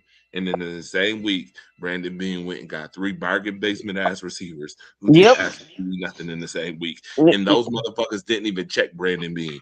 You know for a fact, Yogi, let's be fucking real. Now you Would he right. have ever came on me and Mookie show and pulled that shit? And- Hell nah, because I know one of y'all gonna press him. It'd have been me, just to troll. He'd have got It would pressed. definitely been me. Andy, matter of fact, Andy, You're right he'd have to say came that. on this show and did that. Hell no. Hell no. Hell no. He He couldn't know have done better. that. He know The better. second he got on here, he would have been. The I would have been second in he his got on goddamn here, ear. Well, first of all, hey Beam, pump your brakes. First of all, you gotta pump your brakes, sir. I don't know who you think you're talking to, but pump your brakes. You literally had Ty Johnson lined up as wide receiver 1 and had Ray Davis catching bubble screens against the fucking Kansas City Chiefs. Don't tell me you don't need fucking receivers. Stop this shit now. Stop this bullshit now. We got receipts on that ass. Yo, Dre. I got something to say, Dre. Question. Like, so whoever said that about firing him after the draft, the reason why that's got to be the dumbest shit, because if you was going to fire him, don't let him use the picks in the draft and then fire him afterwards. Yeah, because but if he's the thing- doing it don't make sense. It does, because then if they fire him, they have to bring in a whole new scouting staff, and they'll be behind the 8 ball. That's why you do that. That's usually how that goes. If they don't fire a GM mid-season, Andy it just fires said after the draft. Andy just hold on, Yogi. That's not the first time they've done that either, by the way, sir. You do know So that they let the fired guys. So they let the guys. Hold on, Yogi. Let me answer the question. Yeah, please. I'm confused. That didn't make no sense to me. No. They fired Doug Whaley right after the draft too. You don't remember that? I don't. So wait, he made the picks and then got fired up. Yes, That's sir. the dumbest, that's the dumbest shit ever. The 2018 picks, sir. The 2017, 2018 picks. The team that went to the playoffs, sir. The Bills, when they first went to the playoffs, those were Doug Whaley's picks. Those 5 Pro Bowlers that came from that draft was Doug Whaley's picks. Those weren't Brandon Bean's picks. Sean McDermott was there, but those weren't Brandon Bean's picks. Bean didn't come to the next season, sir. So question. So do you think that makes sense? Right? No, and that's why again. But I know why they did it, though. I know why they did it. First and foremost, number one, let's be clear. You know what city Buffalo is, so we ain't got to go there. Number one. I know. Number I two, know. yeah. Hey, not all of us are like that. Let's just put that out there. Not all of us are like that. Andy, we know that. Yeah, what's we know understood that. don't need to be explained. Andy, you know that. You or we know y'all not like that at all. We know that. But let's be clear. We know Buffalo is that type of city, though. Yes. And we know what games they play. Let's be clear. So when you bring Brandon Bean's ass here, because Sean McDermott was here. By the way, look at how they backstabbed each other. First and foremost, we can't even sit here. But they're boys from Carolina, man. They stick I know. together. The boys gotta stick together. Stick together, my ass. Man, please. There's no honor among these, bro. There's no honor amongst these. No. That press conference was. Listen, Drake. That press conference was disgusting. That shit was bad. He made all. Remember, he made all those picks. I know. Let's be clear. When you only make 2 Pro Bowl picks and 58 draftees, he definitely should have been fired. He should have been fired after. I'm gonna be honest with you. He should have been fired after 13 seconds. Both of them should have been fired. Yo, he throwing cats under the bus is crazy. But you see, my man DeCosta didn't do any of that. No, we finessed. We was finessing. We finessed them. Because don't worry about our picks. Yeah, somebody worried about our picks. Don't worry about our picks, man. I didn't like that. Whoever worried about our first round picks, mind your business. You should have did what we did, because Trey Henderson was definitely out there. But you want to pay for what's his name? What's that? DJ Moore. Y'all want to pay for him? You need edge rushing.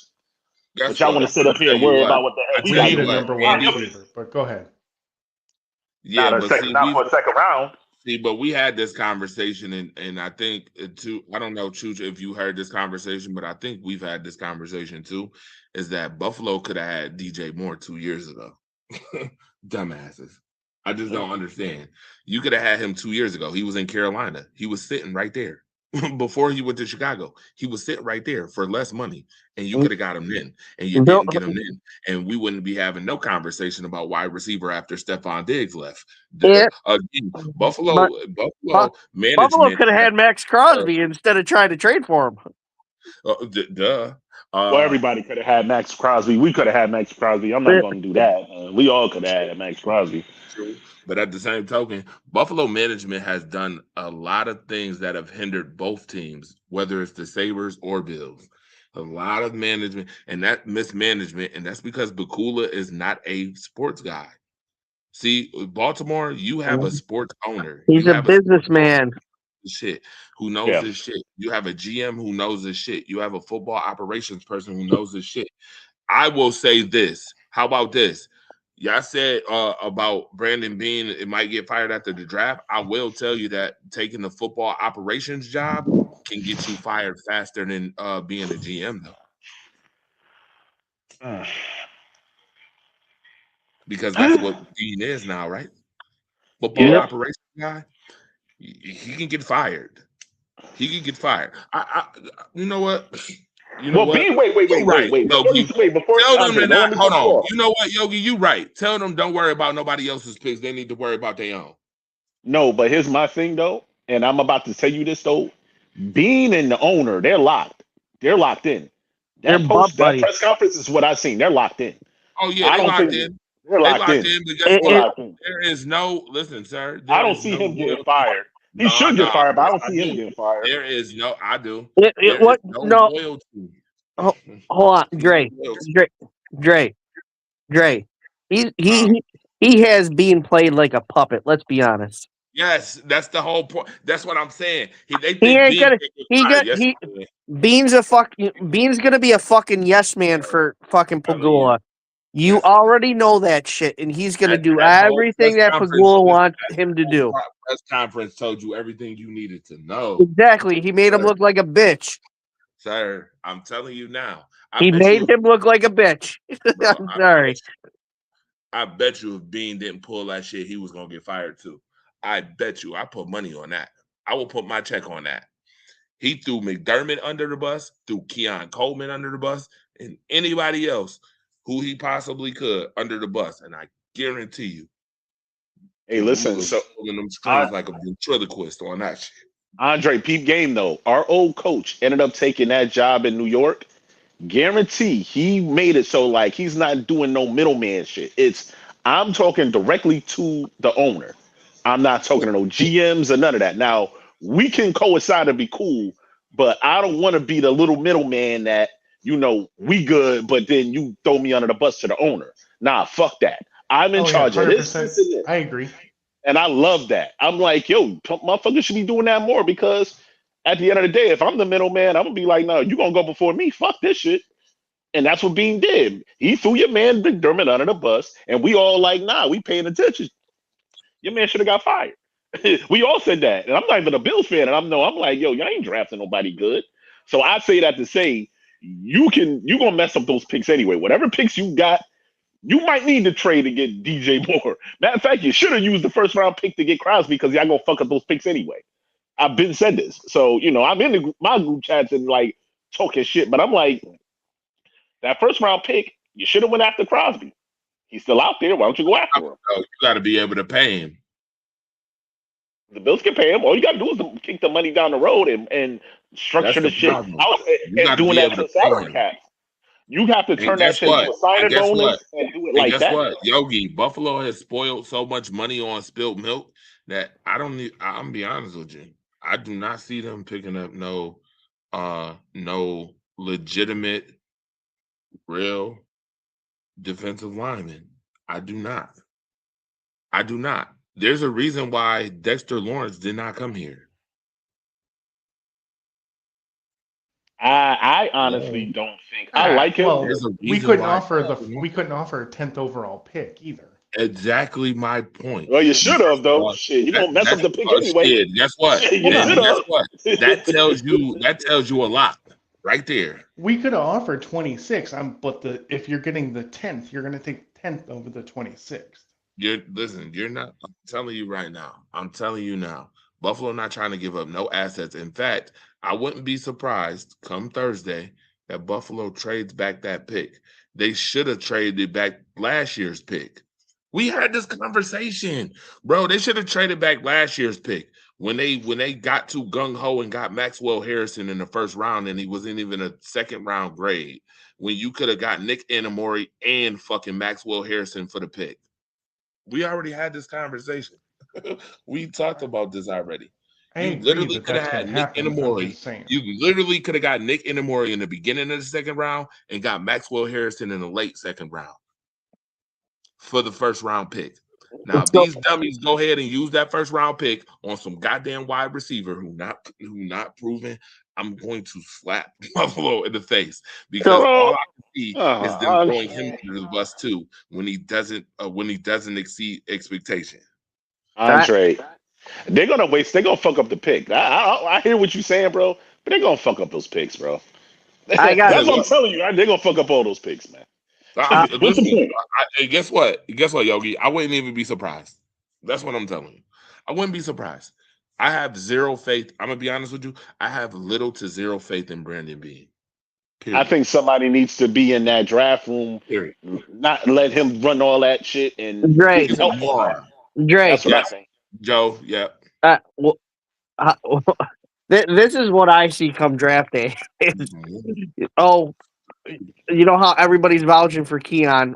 Watch them fucking trade him away with the draft pick to move up or something stupid. Move up, move down. Ain't nobody gonna want him. And that thought has popped up as well. No, That has with a definitely- different pick. I'm not saying in the first round. I'm not saying in the first round. I see them trying to move up like something for a second round and try to get rid of fucking Goldman. Keon Coleman, yeah. Oh, yeah. Again, I I wouldn't be don't- shocked. This draft is good for receivers. That wouldn't make no sense though. But they're idiots. That's how stupid it would be. You can't. No, I'm listen, sorry. Nobody gonna want Coleman.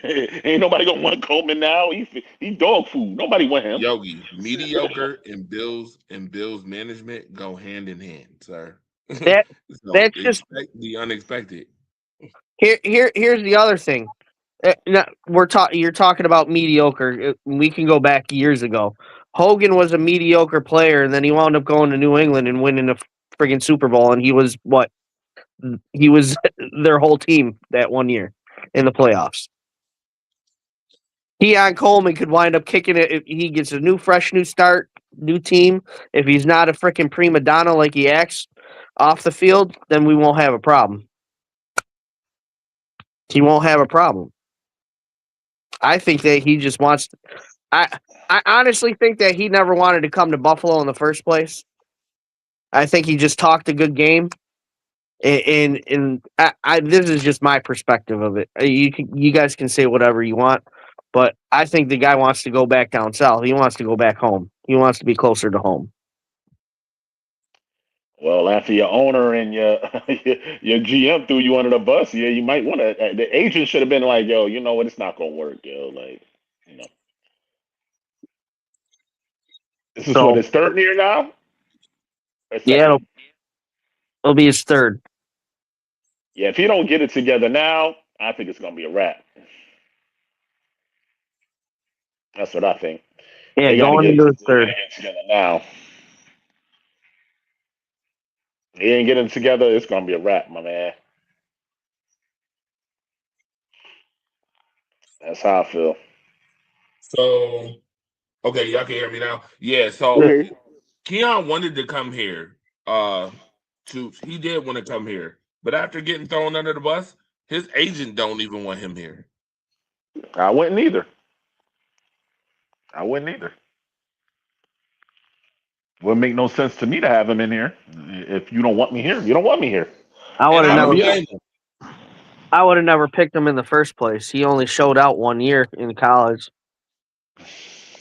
But that's what I'm saying, though. Like the GM, he's making his decisions, Yeah. then trying to make Josh Allen happy and all that, bro. Like, no, you got to get your scouts to do their job. First of all, your whole scouting team should have been fired, or unless they're telling him. So I don't know what's going on behind closed doors. That scouting team could be telling Bean a whole different, like, yo, listen, don't draft him, and being like, oh, I'm doing whatever I want to do anyway. I don't know what's going on behind closed doors.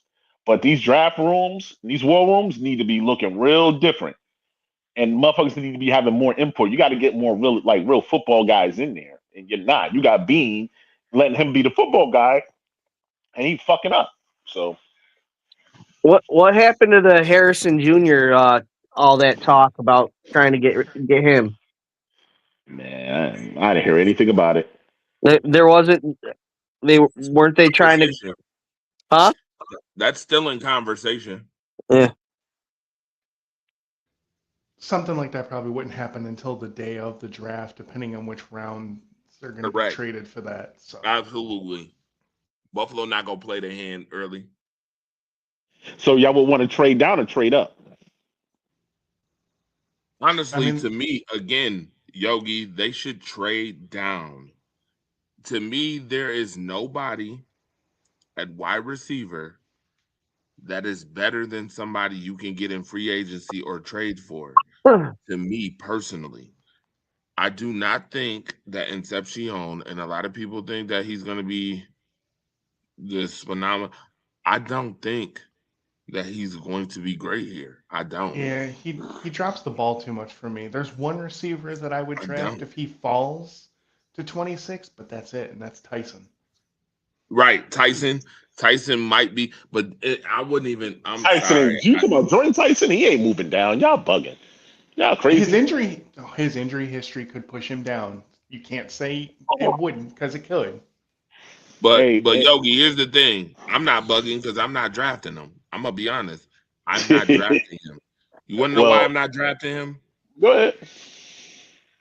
I'm gonna tell you why I'm not drafting him. At this point, I'm not drafting anybody who's not proven. If you don't play top-notch competition, I'm not drafting you. First and foremost, the conference that you play in matters. In which Yep. I ain't even get to WNBA yet, but we're gonna get to that in a minute too. I'm gonna get to that in a minute. I don't know. I don't even know. I'm gonna have enough time, but I gotta get to that because it's something I need to put out there before the show is over. Talking about competition. I'm not drafting nobody who ain't played top-notch competition. I'm sorry. Mm-mm. I'm not doing it. That's Yo, just so me. here's my thing. If y'all leaking stories like that Ruben Bain thing, he might be the one that might slip down with them short ass arms.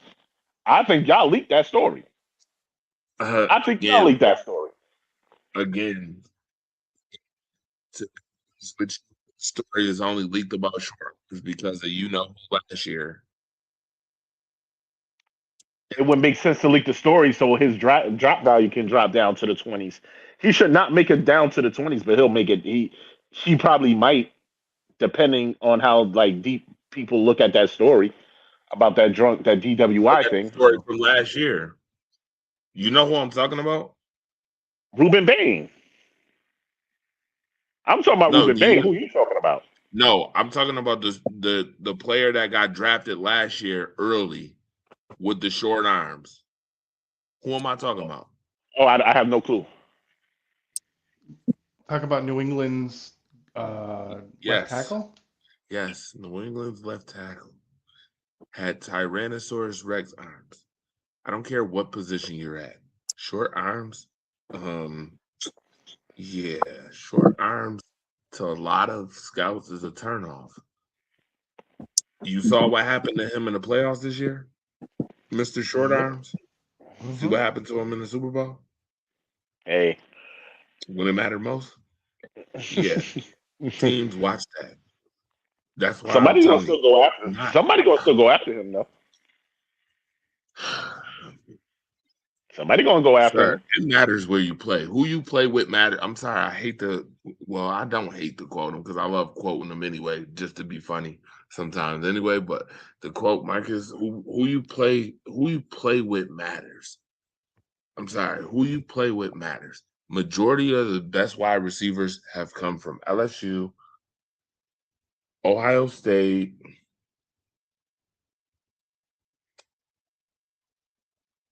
teams that play competition every year. Marvin Harrison Jr. is from where? Ohio State. Ohio. Ohio State. If I'm Buffalo, I'm taking Marvin Harrison Jr. I'm not taking nobody in the draft. I would rather have Marvin Harrison Jr. than anybody in the draft. That's just me. Agreed. I can agree. Is he available? Is he available? Yeah, he Sounds like available. it. Yeah, he is. He available. Buffalo just need to make the right move and make it happen. Dude, trade the pick. To me, it's either trade the pick or trade down. Either or. You don't like Makai Lemon? Fuck Makai Lemon. Damn, gotcha. And I hate to say that because he's a good player, but fuck Makai Lemon.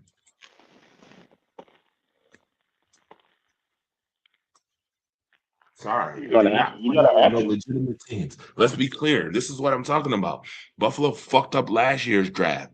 Where did Nick Inamori play last year in college? Where did Nick Inamori play in college? Ooh, Was it South Carolina? I think that's what I was about to say. He played in the SEC, which means he played competition. South Carolina plays competition. Again, I'm not understanding. Let's make this make sense. And what was he damn near last year? If it wasn't for quiet as kept, he should have been defensive rookie of the year last year. Schlesinger played in Cleveland. Cleveland was abysmal. I don't know how they gave that linebacker when you have Myles Garrett on your defensive line. I don't know how they did that, regardless of the fact they did. But it should have been Nick Inamori. And Nick Inamori won the Super Bowl. Again, a total fucking blow. That's a miss. I don't care how you look at it. I don't want to hear about hindsight is 2020 either. Scouts need to do their job. You picked Maxwell Harrison and he didn't even play 7 games last year. Wait, hold on though. The scouts might be doing a job. We don't know what's going behind closed doors. The scouts could be doing a job and being like, nah, fuck you. I'm gonna do what the fuck I want to do. Well, and then again, and you know what? To be honest with you, Bean is arrogant like that too. So I mean, once again, I'm not confirming or denying none of that. But what I will say is, Andy, y'all draft this year matters. It I'm definitely aware. matters what you do in this draft this year. I think they need to trade back if they're not getting Marvin Harrison Jr. And like I said, I like Tyson, but I think they should trade back because they're saying the cream of the crop this year is in that 35 to 100. So getting having 2 second round picks and a third, and a second, third round pick, and 2 and 2 would be better than a first and a third. Yeah, because y'all don't have a first. Y'all don't have a second round pick, right? Yeah, because that was the DJ Moore trade. Right. That's what I figured. You could get that back in trade value by trading down the 26th overall pick. You could get 2 number 2s for that. Oh yeah, or a second and a third. No, Second and a third? 2 number 2s. Y'all got a late. That's a late pick. That's A 26 is a late pick, though. That's no hell no. Yeah, but usually it's somebody that's coming up for a quarterback, and they're not going to care about their second round pick. Their second No, round pick. fuck all that. I want 2 number 2s for that 26 overall. You got to give me 2 number 2s. There's no fucking way. There's no fucking way. I Ain't think no you get a fucking second way. and a third, but Yeah, I don't know about 2 from what I've twos. seen when Well, people have traded first, back, hell that's usually nah. what it is. Unless it's early enough, like the Rams last year, that they get a first the next year. Shit, but Yeah. listen, Because Atlanta 2 was number 2s 2 years ago. so So great you to do can't that. say it can't happen. They did it. They Not already at the did it. 26, though. Yes, they Not did. at The Bills got, yes, they did. In fact, the Bills got, Hello? listen to this. The Bills shit, got I 2 can't number hear 2s anything off anymore. the 30th pick All right, pop back. in the first round. Let's remember that originally the Bills traded that pick 2 years ago to Carolina. Carolina then, they went down. They then traded to Kansas City. And then Kansas City gave them 2 seconds for that. Yeah, that draft got to be real good for Kansas that, City though. gave them 2 seconds. Otherwise, I'm not doing At that. the I'm like, 30th hell no. overall pick. You can get 2 2s for a 26. You definitely can. Well, it won't be us doing that Just dumbass need shit. right. I'll tell you that Right. much. Do it. Well, you wouldn't be coming back up for a quarterback either. Yeah, but Correct. I think but it really has to depend on that but draft. Carolina nor No, Carolina nor Kansas City came up for a quarterback though. They came up for a receiver. You That's forgot true. what receiver Carolina ended But up they getting? didn't give up. They didn't give up two. They didn't get 2 seconds for that either, though. No, Carolina didn't, but Kansas City did though. Oh, yeah.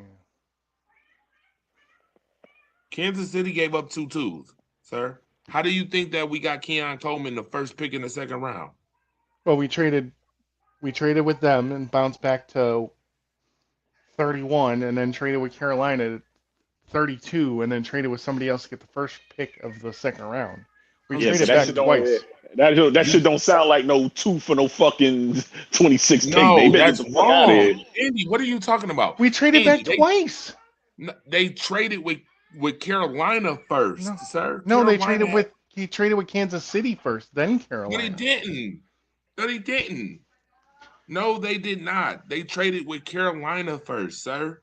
And then they traded with Kansas City. Kansas City ended up getting whatchamacallit, Worthy for the pick. What are we talking about? They got Worthy for the pick. And Buffalo got the first pick in the second round and then got another number 2 later in the second round. Go look, sir. I can't believe I never wait. Hold on. I never heard in my life a 22nd for a 2 and a 2. Pull up It's their crazy. draft. I cannot believe this. Unless they're the Bengals, I don't see that shit, man. Unless it's the Bengals, I don't see it. I don't see it not one bit.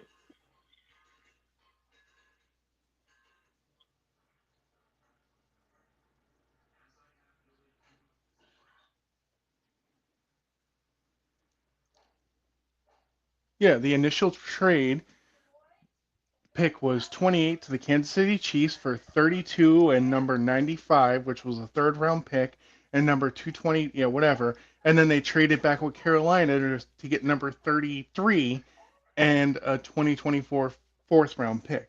So the first move was Kansas City. The second was Carolina. Okay, you hear me, right?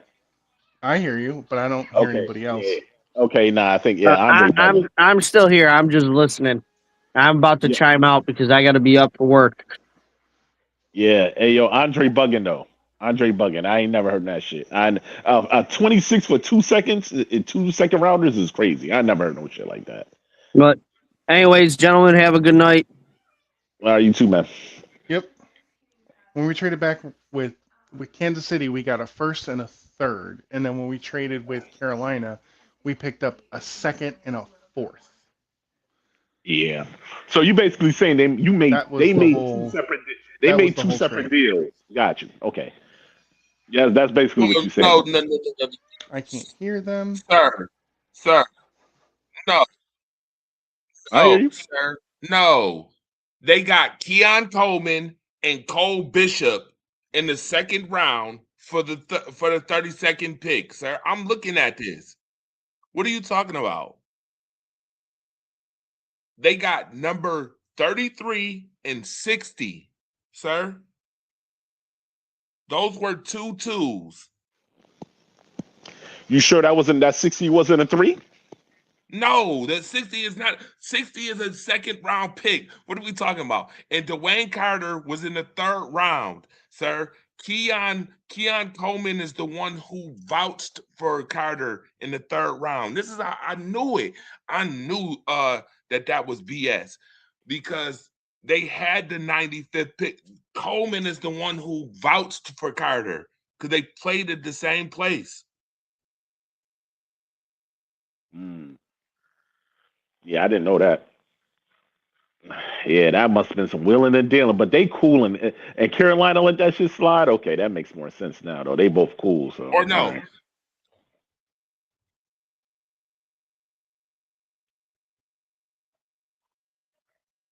You there? Yeah, they got 2 twos for that. Coleman and Bishop. You hear me, right, Andre? I'm looking right at it. You hear me, Andre? You hear me? Oh, you hear me? I think I'm out.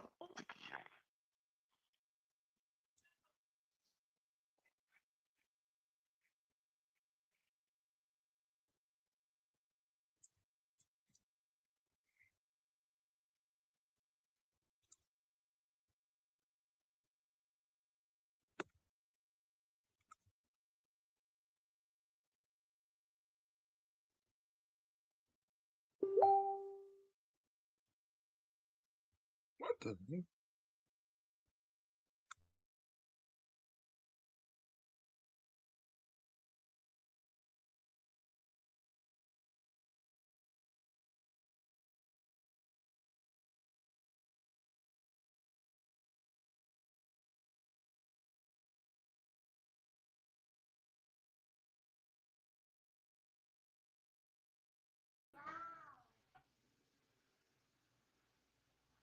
You hear me?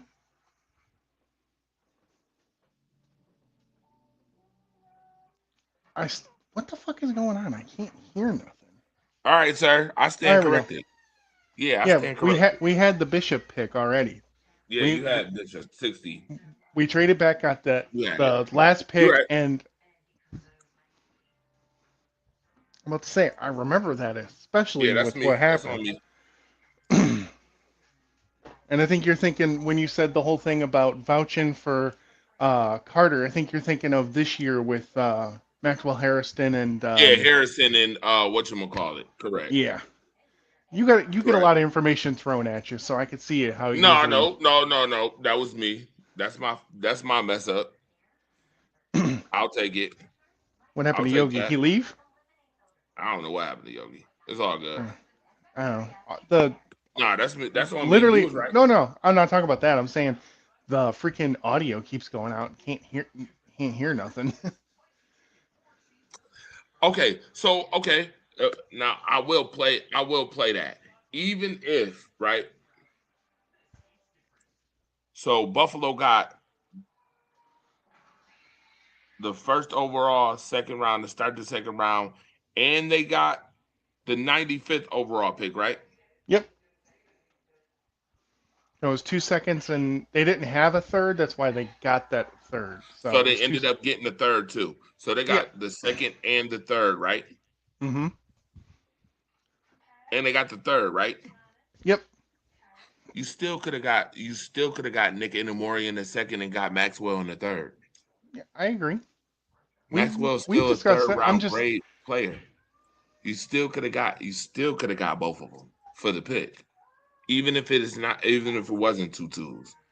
I thought it was two. I could have swore up and down it was 2-2s because they got Cole Bishop safety number 'cause 60. that was the That's pick my they already fault. had.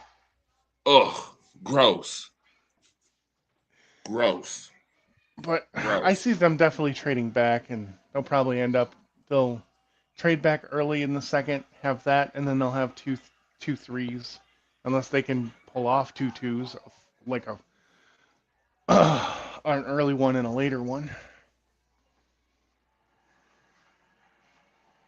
I don't expect the Bills to make a pick Thursday night.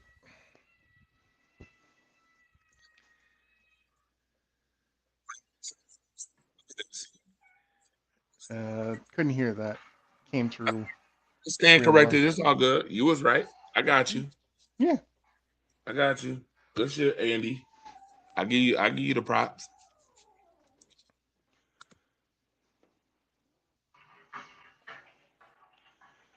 Yeah, and 28 was Kansas City, and 32 was Carolina. Wait a minute. Whoa. What happened was we had 28, they had 32. We flipped, had 32, and then traded with Carolina to get the top pick in the second round. That's how it went down. Right, because they didn't want to pay Keon Coleman Yeah, first they didn't want round to have money. the first round But money and who did Carolina get? Carolina went and got Leggett, didn't they? yep. Yeah, they That's what I thought. drafted Xavier Leggett, and Leggett. Kansas City drafted the short little speedster. And Xavier Worthy. Yep. Okay. Stand corrected. I'm good with that. I'm fine with that. I wanted the All Bills good. to take the freaking wide receiver that the Chargers got.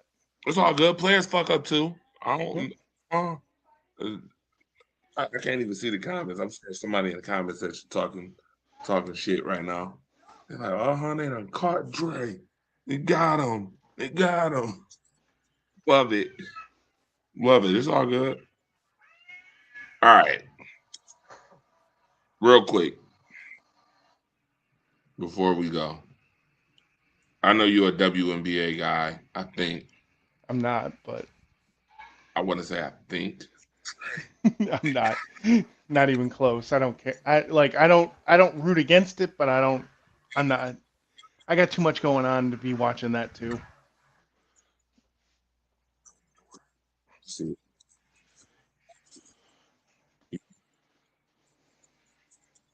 What's that? I can't hear.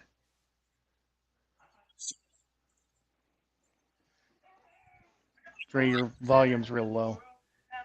so I need to bring this up real quick. I've been waiting to bring this up, and I'm going to bring it up because it needs to be brought up. And that's the fact of the WNBA draft, and specifically, I want to talk about the number 10 overall, the number 8 pick, and Raven Johnson. Okay, I got to talk about it. So Raven Johnson ends up going to the Indiana Fever. Wow.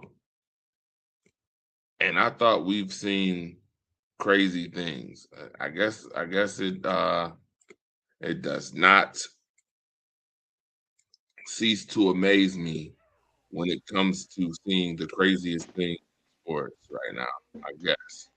I'm going to put this up because it needs to be put up too, so you can get the gist of this. But Raven Johnson, the South Carolina point guard, gets drafted to the Indiana Fever.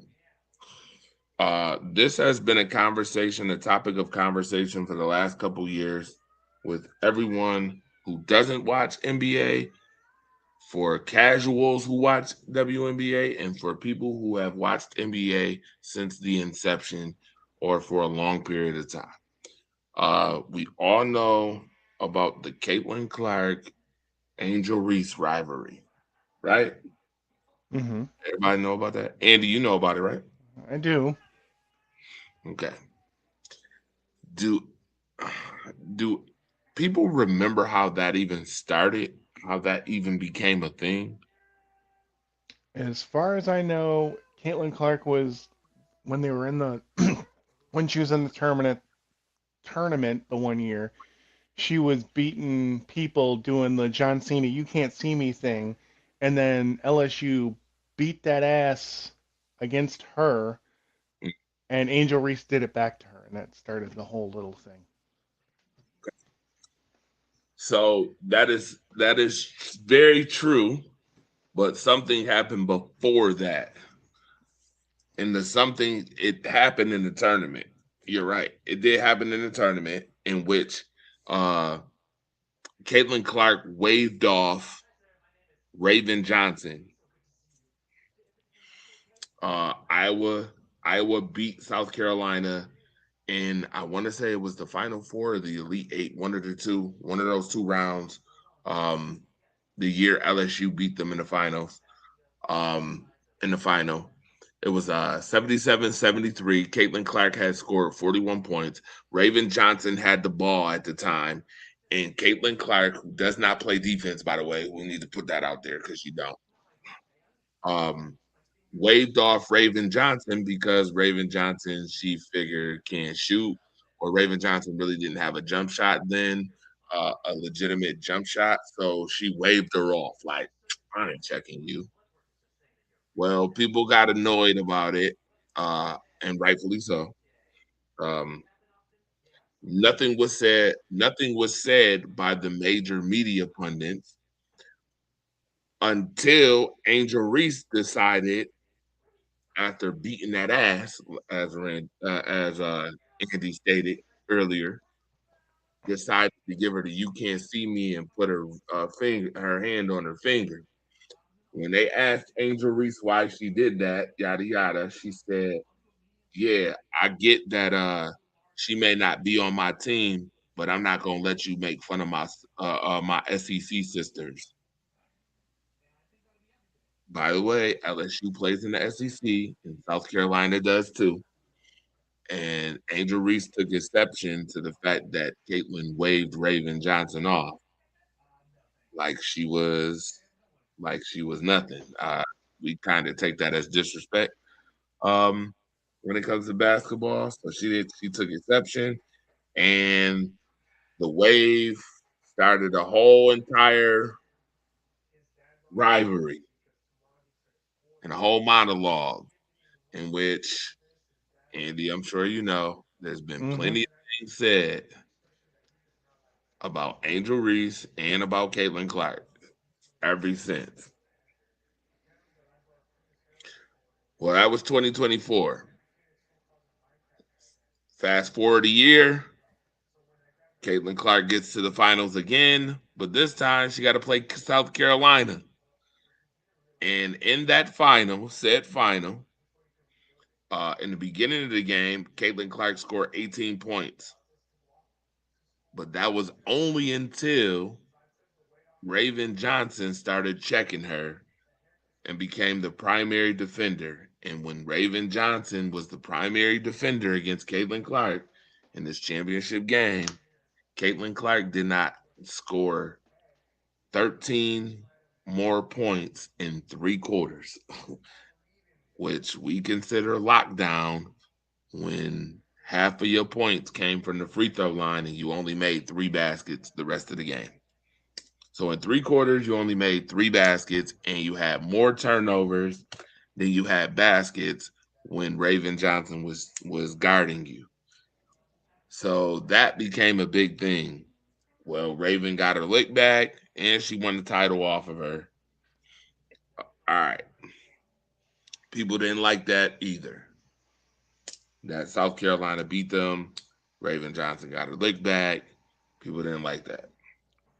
Well, fast forward 2 seasons after now, Caitlin Clark is in the league, done played a season, been injured for 1.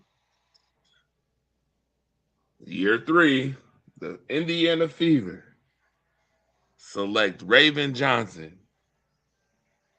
Well, there's a backstory to that Wave.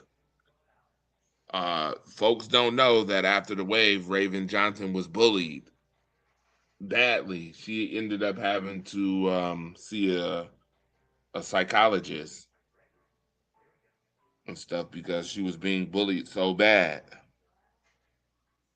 Similar kind of to what Angel Reese had to do, because Angel Reese ended up having to do classes outside of school because she was being bullied so bad, cyber bullied and things of that nature. Well, Raven Johnson has told the story on multiple platforms. You can go anywhere and look up Raven Johnson's story about what happened as far as the Wave and the bullying and all that stuff. Well, the Fever decided to draft her. Well, we all know Caitlin Clark plays on the Indiana Fever. So now there's a big uproar, and Andy, I don't know if you can see this. You see what's on this page? What's up here on the screen? It's really small, so can't necessarily read all of it, but So here's some of the comments that people have made towards Raven Johnson now because she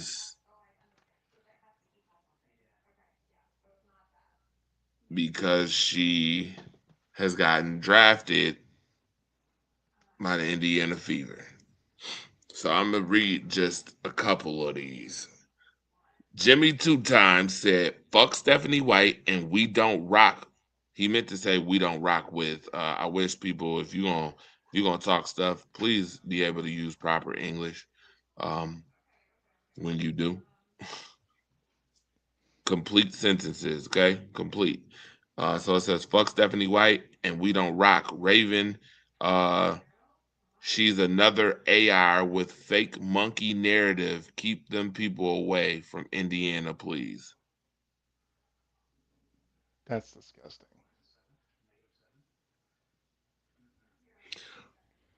David Raymond said, whoever made this pick is a terrorist, really trying to tank the team from within. Wow. Agent Classify said, I will not purchase another piece of Fever merch. I'm done with this franchise. Norman Bates said, F F. Amber and Stephanie. This was deliberately done to humiliate CC and fans. So what did because they drafted a black girl and it's not a bunch of white girls playing in Indiana, everybody got a problem with it now? Is that what we're saying? Yeah. So it gets better. Uh Kenshi said, Stephanie, go take a vacation out of this earth and never come back. You picked a player who hates Caitlin Clark and a racist. Wow. These are just a few of the comments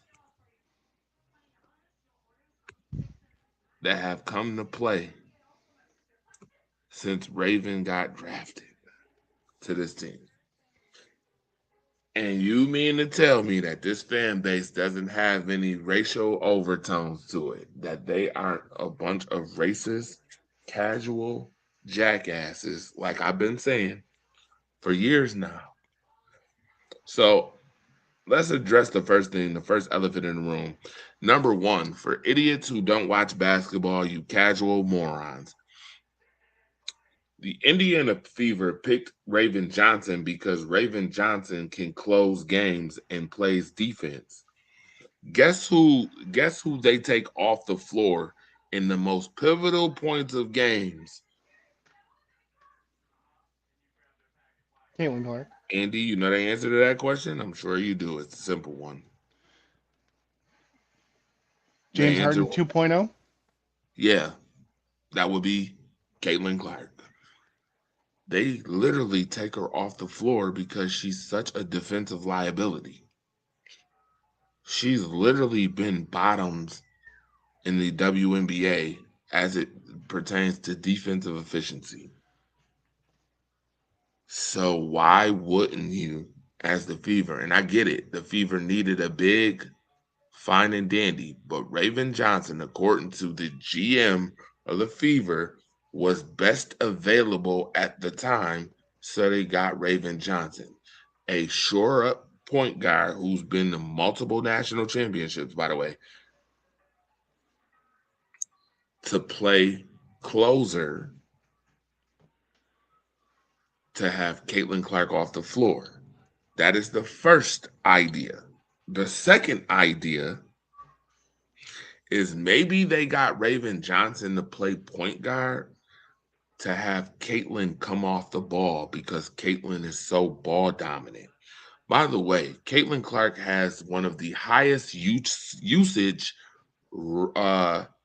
rates in all of the WNBA, and she also had one of the highest usage rates in college. Might be part of the reason why she might be getting injured is because you're overusing Caitlin Clark. I mean, to me, she always seemed more of a shooting guard than a point guard. So. Correct. She's the type of person who usually uses the pick and roll. If you ever watched Iowa basketball, that was her. That was majority of their offense was transitional offense or come down the court, have Hannah Stokey set a screen. She takes the screen, goes left, shoots the three, and usually she makes it if she's open. Contested threes are a total different story for Caitlin Clark. And if you're on the road, don't expect too many threes to go in because last year she was 1 for 28 on the road last year before she got injured. So why not go get Raven, who is a predominant ball, who can bring the ball up and set up Caitlin Clark off the ball, and Caitlin could go to her left all she wants because she ain't got to dribble like that.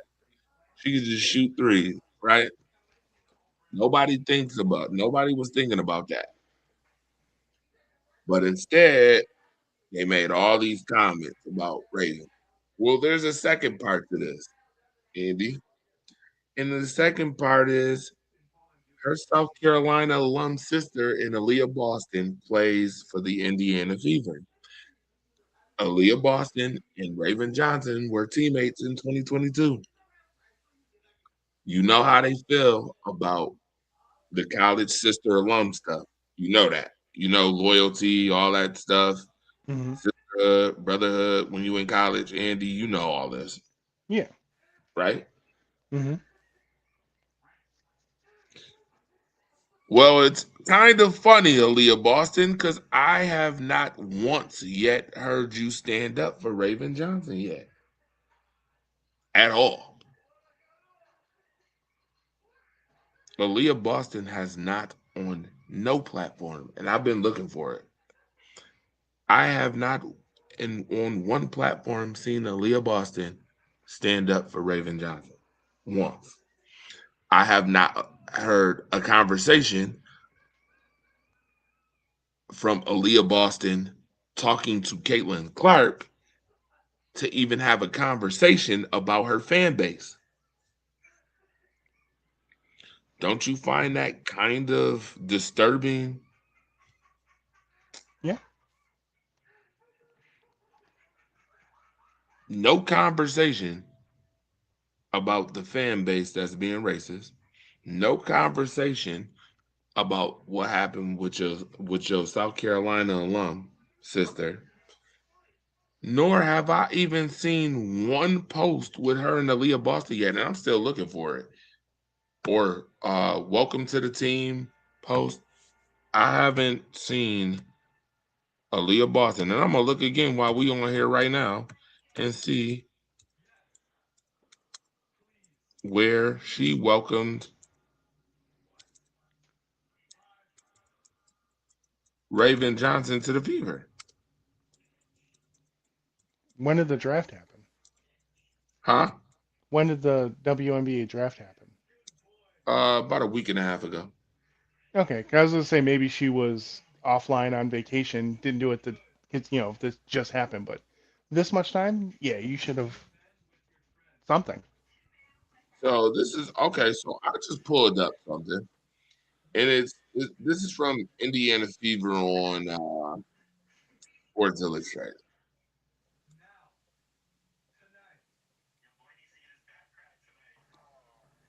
So I want to quote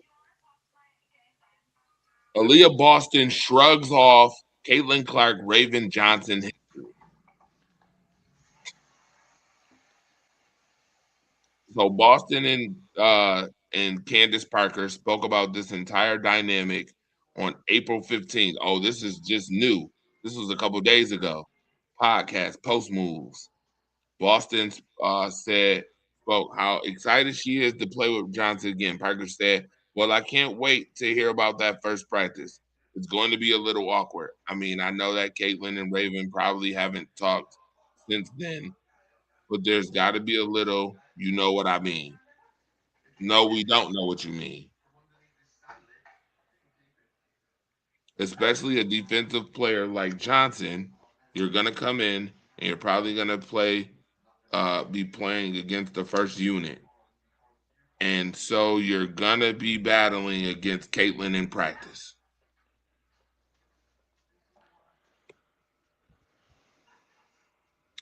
Boston added, I think it's funny though that you say that because even when Caitlin came in the year they beat us in the Final Four, it was kind of funny because I was like, wow, am I really about to be teammates with Clark? And like you dropped 40 on our heads. That was really trifling. Like you didn't have to do that.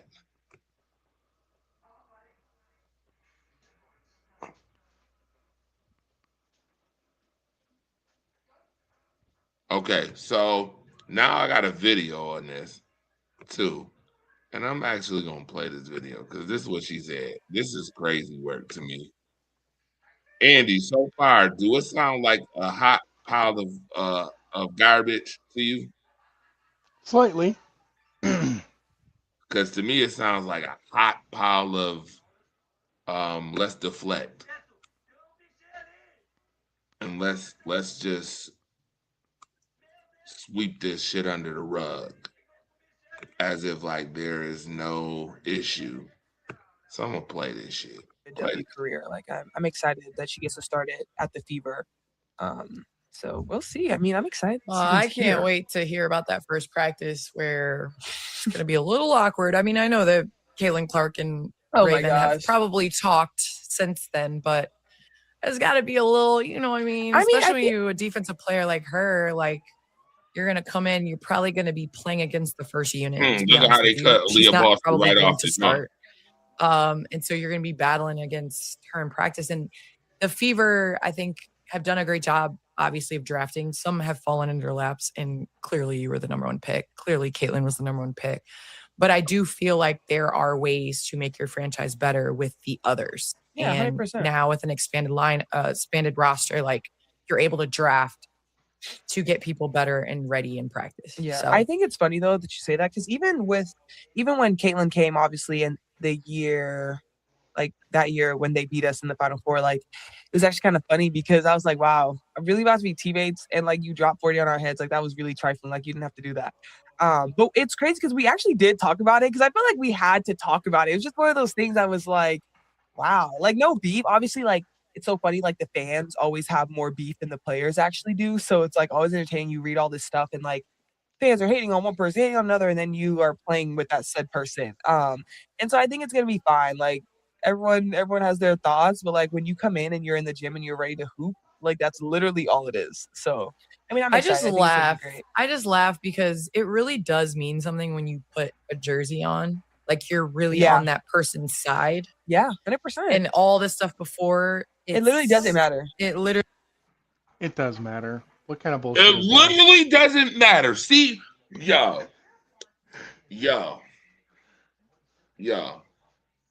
What Aaliyah kind of Boston. bullshit? Yes, Andy. Aaliyah Boston.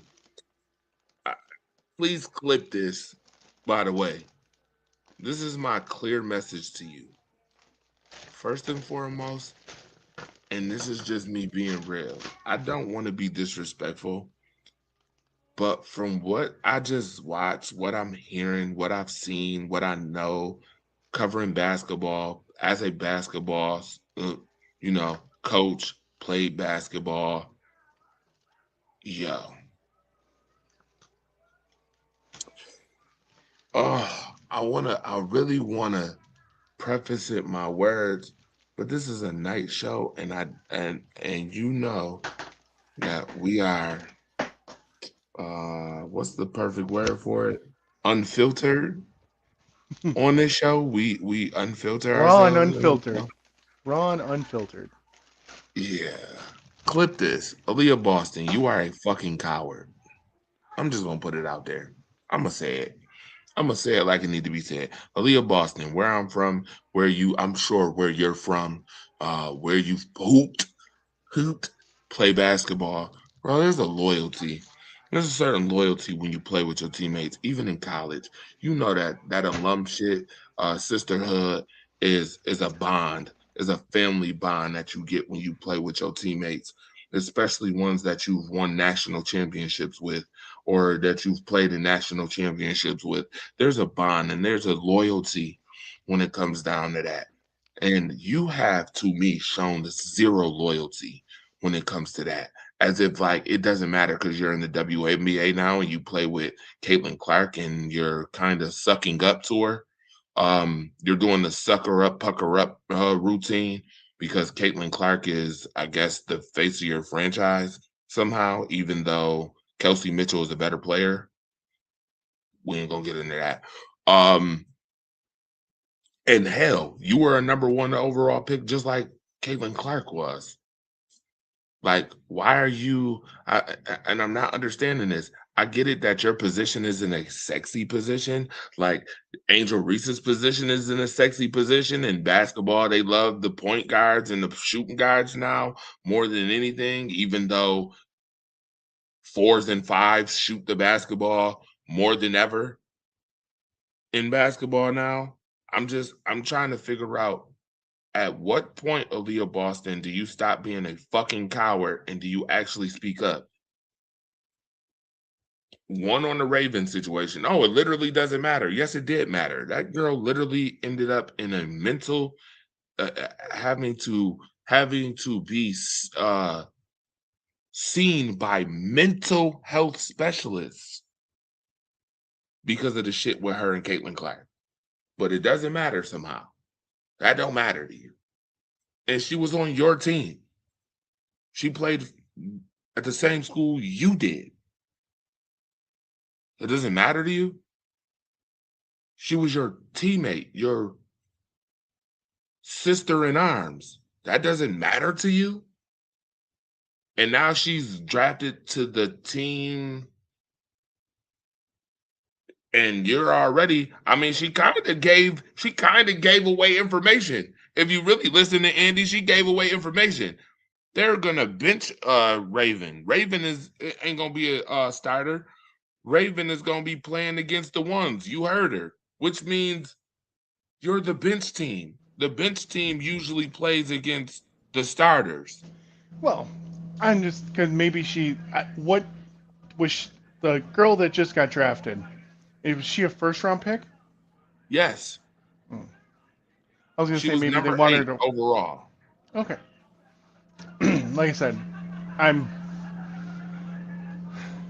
don't really pay attention, but I get snippets, so I know a little bit. But I was gonna say Yeah, maybe but they think she's gonna work her way up, but if she's that high of a pick, she shouldn't be benched. What the fuck is that? If anything, she should be playing point guard. Caitlin moves to shooting guard. And, that'll free her up a little bit. Hopefully she don't get hurt, because I don't wish injury on people. And go from there. What is this whole thing about she going to play against the ones? No, she should be playing with the ones if she's that high of a pick.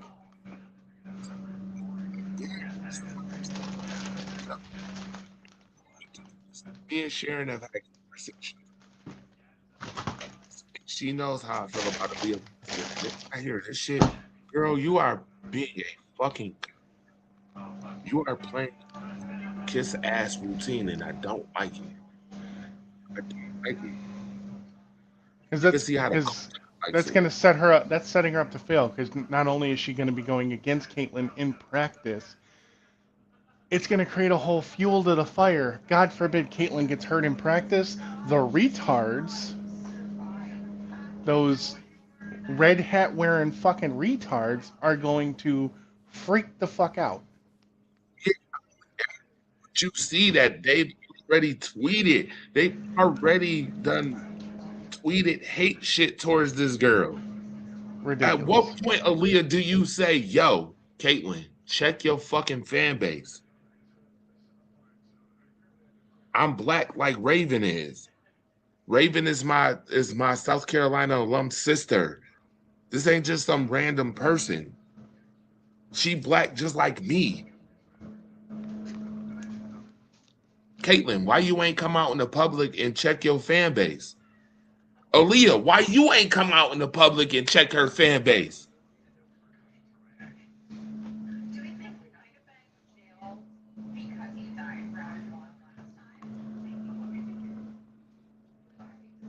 Y'all just letting her just, bro. Y'all Because Caitlin probably agrees with what her fan base is saying. I mean, there's. You see what they saying? You see this shit I done read? Mm-hmm. Aaliyah had to have seen this shit too. Come on now. If it's on social media, Aaliyah, you saw it. Cut it out. Cut the bullshit. I almost have to believe that Caitlin Clark agrees with what those fucking retards are saying. Exactly. What you ain't standing for, you complicit to. If you're not standing against something, you're complicit to it. When it comes to racism or prejudice or favoritism, yada, yada, yada, if you're not saying anything, it means you're complicit to it. It means you're okay with it.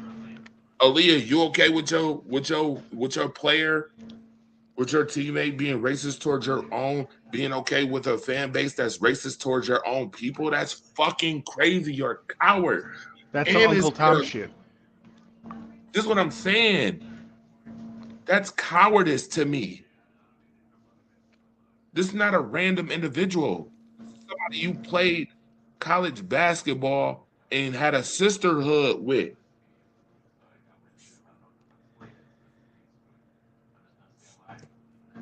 Honestly, if I'm Raven, I'm gonna be honest with you.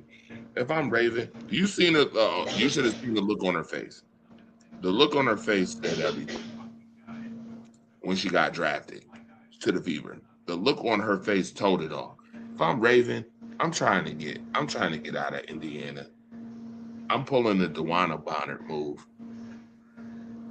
And yeah, you heard me just tell you the reasons why the Indiana Fever could use her and she could be instrumental. But if I'm Raven, I don't give a fuck about none of that shit. I don't care about none of that. I don't want to be around disingenuous motherfuckers who are cowards. I agree with that, but also that could make it worse on her too, because then, she don't want to play with the white girl. They'll just amp it up even more. See, and I get that, but miss me with the fuck shit. Miss me with the bullshit with that. I'm just saying. I don't listen. I can see it going that way. Look at what these assholes. Look at what these assholes is already doing right now. Mm-hmm. Watch this. I'm gonna put up another post. You tell me if this shit sound cool. This is the Indiana Fever fan base, right? Now, last year we all know Caitlin Clark didn't play, Lexi Hall didn't play, and neither did fucking Sophie Cunningham. But somehow, and they're not even the best players on the team. Caitlin might be the best player to some of y'all on the team. To me, it's Kelsey Mitchell, but we're not going there. We're not gonna go there tonight on that shit because unless you want to rev up Red Hat MAGA fans, then go right ahead. But which I don't give a fuck about them anyway. I love pissing them off. So, but still, they put this shit out here. I gotta pull this shit up because I know it's in here. It's crazy work. So, where's the Trace Leches?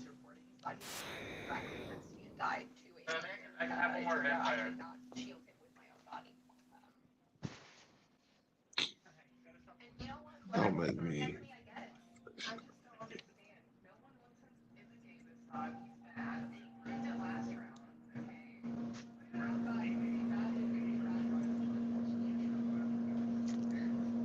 Really gonna make me look this up. This is crazy work. Look at this shit. Look at this bullshit.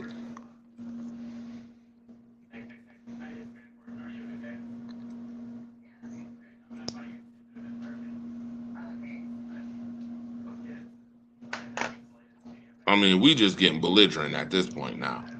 Really? Look at this, Andy. ridiculous. Really? Trace Leches, huh? So forget the fact that Kelsey Mitchell carried this team last year. Forget the fact that Aaliyah Boston, Kelsey Mitchell, Odyssey Sims. Yeah. All carried this team. I don't see them on no posters. I don't see them on no posts. Talking about the Indiana Fever. But we talking about players who didn't even play. We talking about Sophie Cunningham, who was injured. We talking about Lexi Hall, who was injured, and Caitlin Clark, who didn't even play 15 games last year.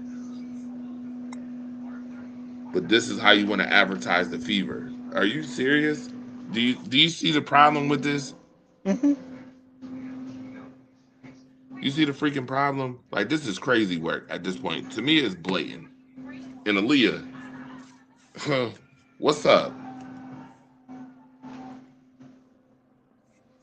I mean, I know you probably scared to go back and forth like Aaliyah, but damn.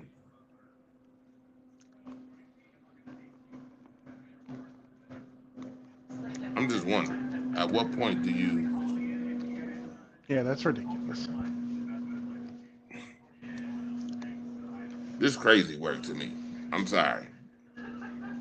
But that's all I'm going to say about it for now. I'm probably going to say something more. I'm probably going to go more in depth on it Wednesday on another show, but I got to address that. I'm sorry, Aaliyah, and they could clip this. I'll tell her myself. If I seen Aaliyah face to face, I tell her the same thing. Yo, Aaliyah, you're a coward. You're being a coward. What's really then- good with you? I know you would too. That's Like, the I thing. really would. I would be Some like, people Aaliyah, say, what's "Oh really yeah, good I'll with say that." No, you wouldn't in real life. you? No, I really You would. definitely. No, I'm saying. You know I would. I know. That's I'm what I'm not saying. playing. You're I'd that be like, person yo. to do that. A lot of people be like, "Oh yeah, if I saw that." No, the fuck you wouldn't. I be You, like, you, yo, you the yeah, you one. being a sucker. I'm gonna be honest with you. You being a sucker. That to me, you and listen, You and me listen, cut from the same cloth. From that. Aaliyah, I know where I'm from, we don't play that shit, that sucker stuff. And I know where you from. I know they don't play that sucker stuff. Come on now. I know they don't play that sucker stuff. They can't. You ain't gonna even. You're not even about to get me to buy that they okay with that.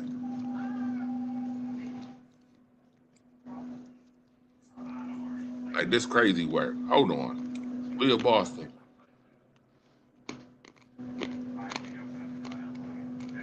I need to see something else too. Hold up. See.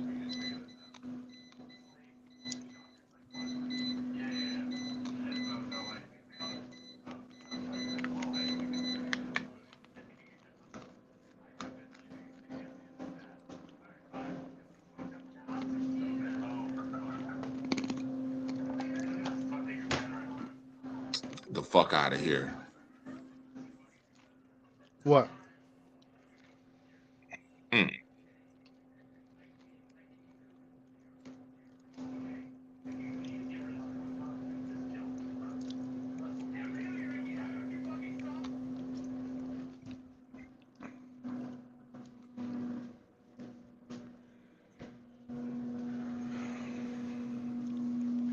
But yeah, that's like I said. That whole thing is disgusting. Yeah, it's ridiculous. It's pitiful.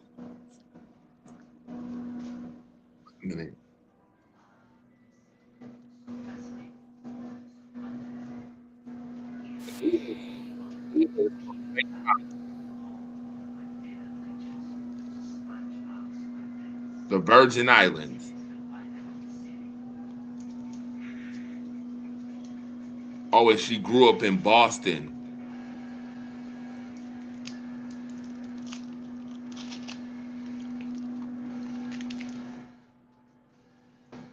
You heard me?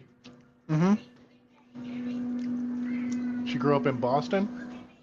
Yeah. She's from St. Thomas, but she attended Worcester Academy in Worcester, Massachusetts. So she's from the Boston area. They don't play that sucker stuff up there. Huh? I said they don't play that sucker stuff up there. That's what I'm saying. Like, come on, Leah.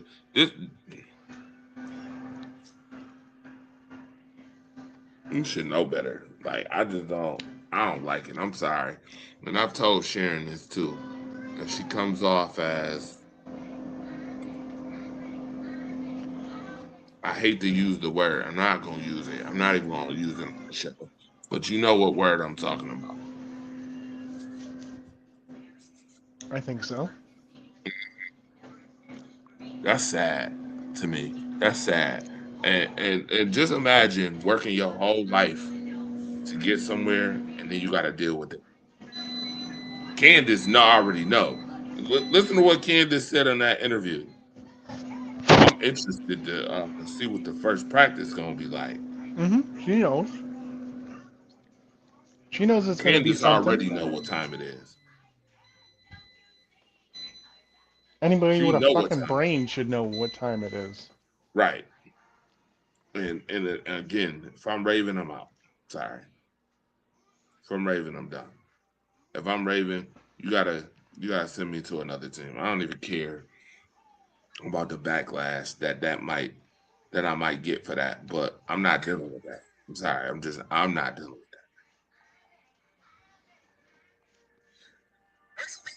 that. Forget the BS. We're not doing that. Yeah, we're not doing that. All right, it's been a good one, Andy. Yeah. Once again, damn near 3 hours. We got it in. We got it in on the show.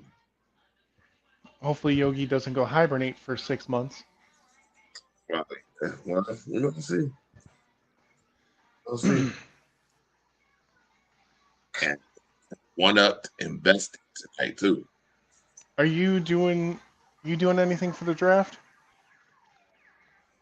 Or you got to work or anything?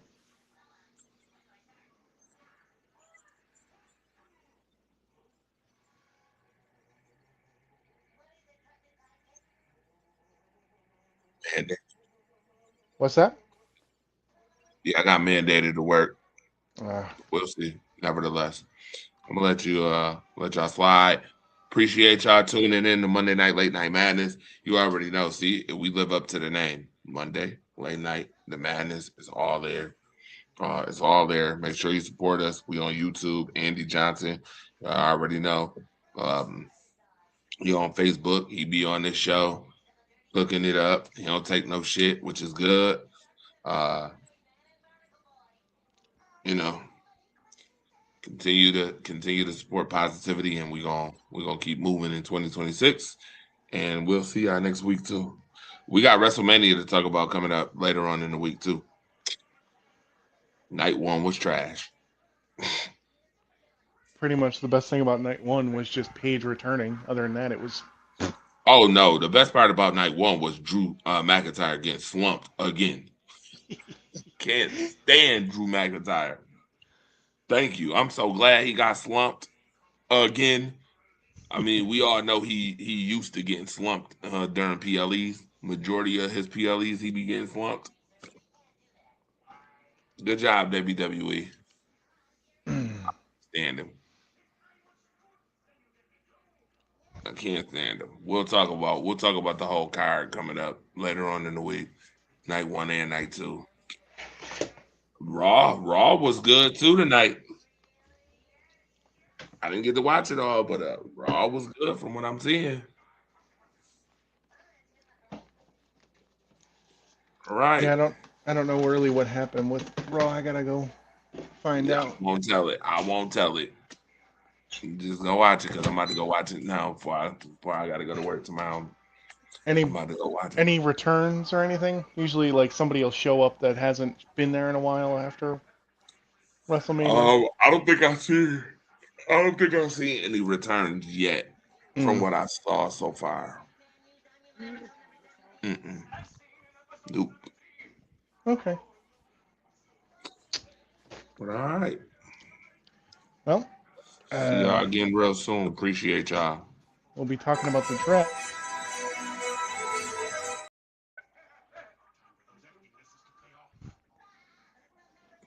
And yep, we're gonna be talking about the draft coming up too. Yeah. Well, what actually happened? We'll be reviewing it. Mm-hmm. Matter of fact, what you doing for the draft, sir? Thursday night? Nothing. Oh, I might have to have you slide. You might have to slide to 33. Okay.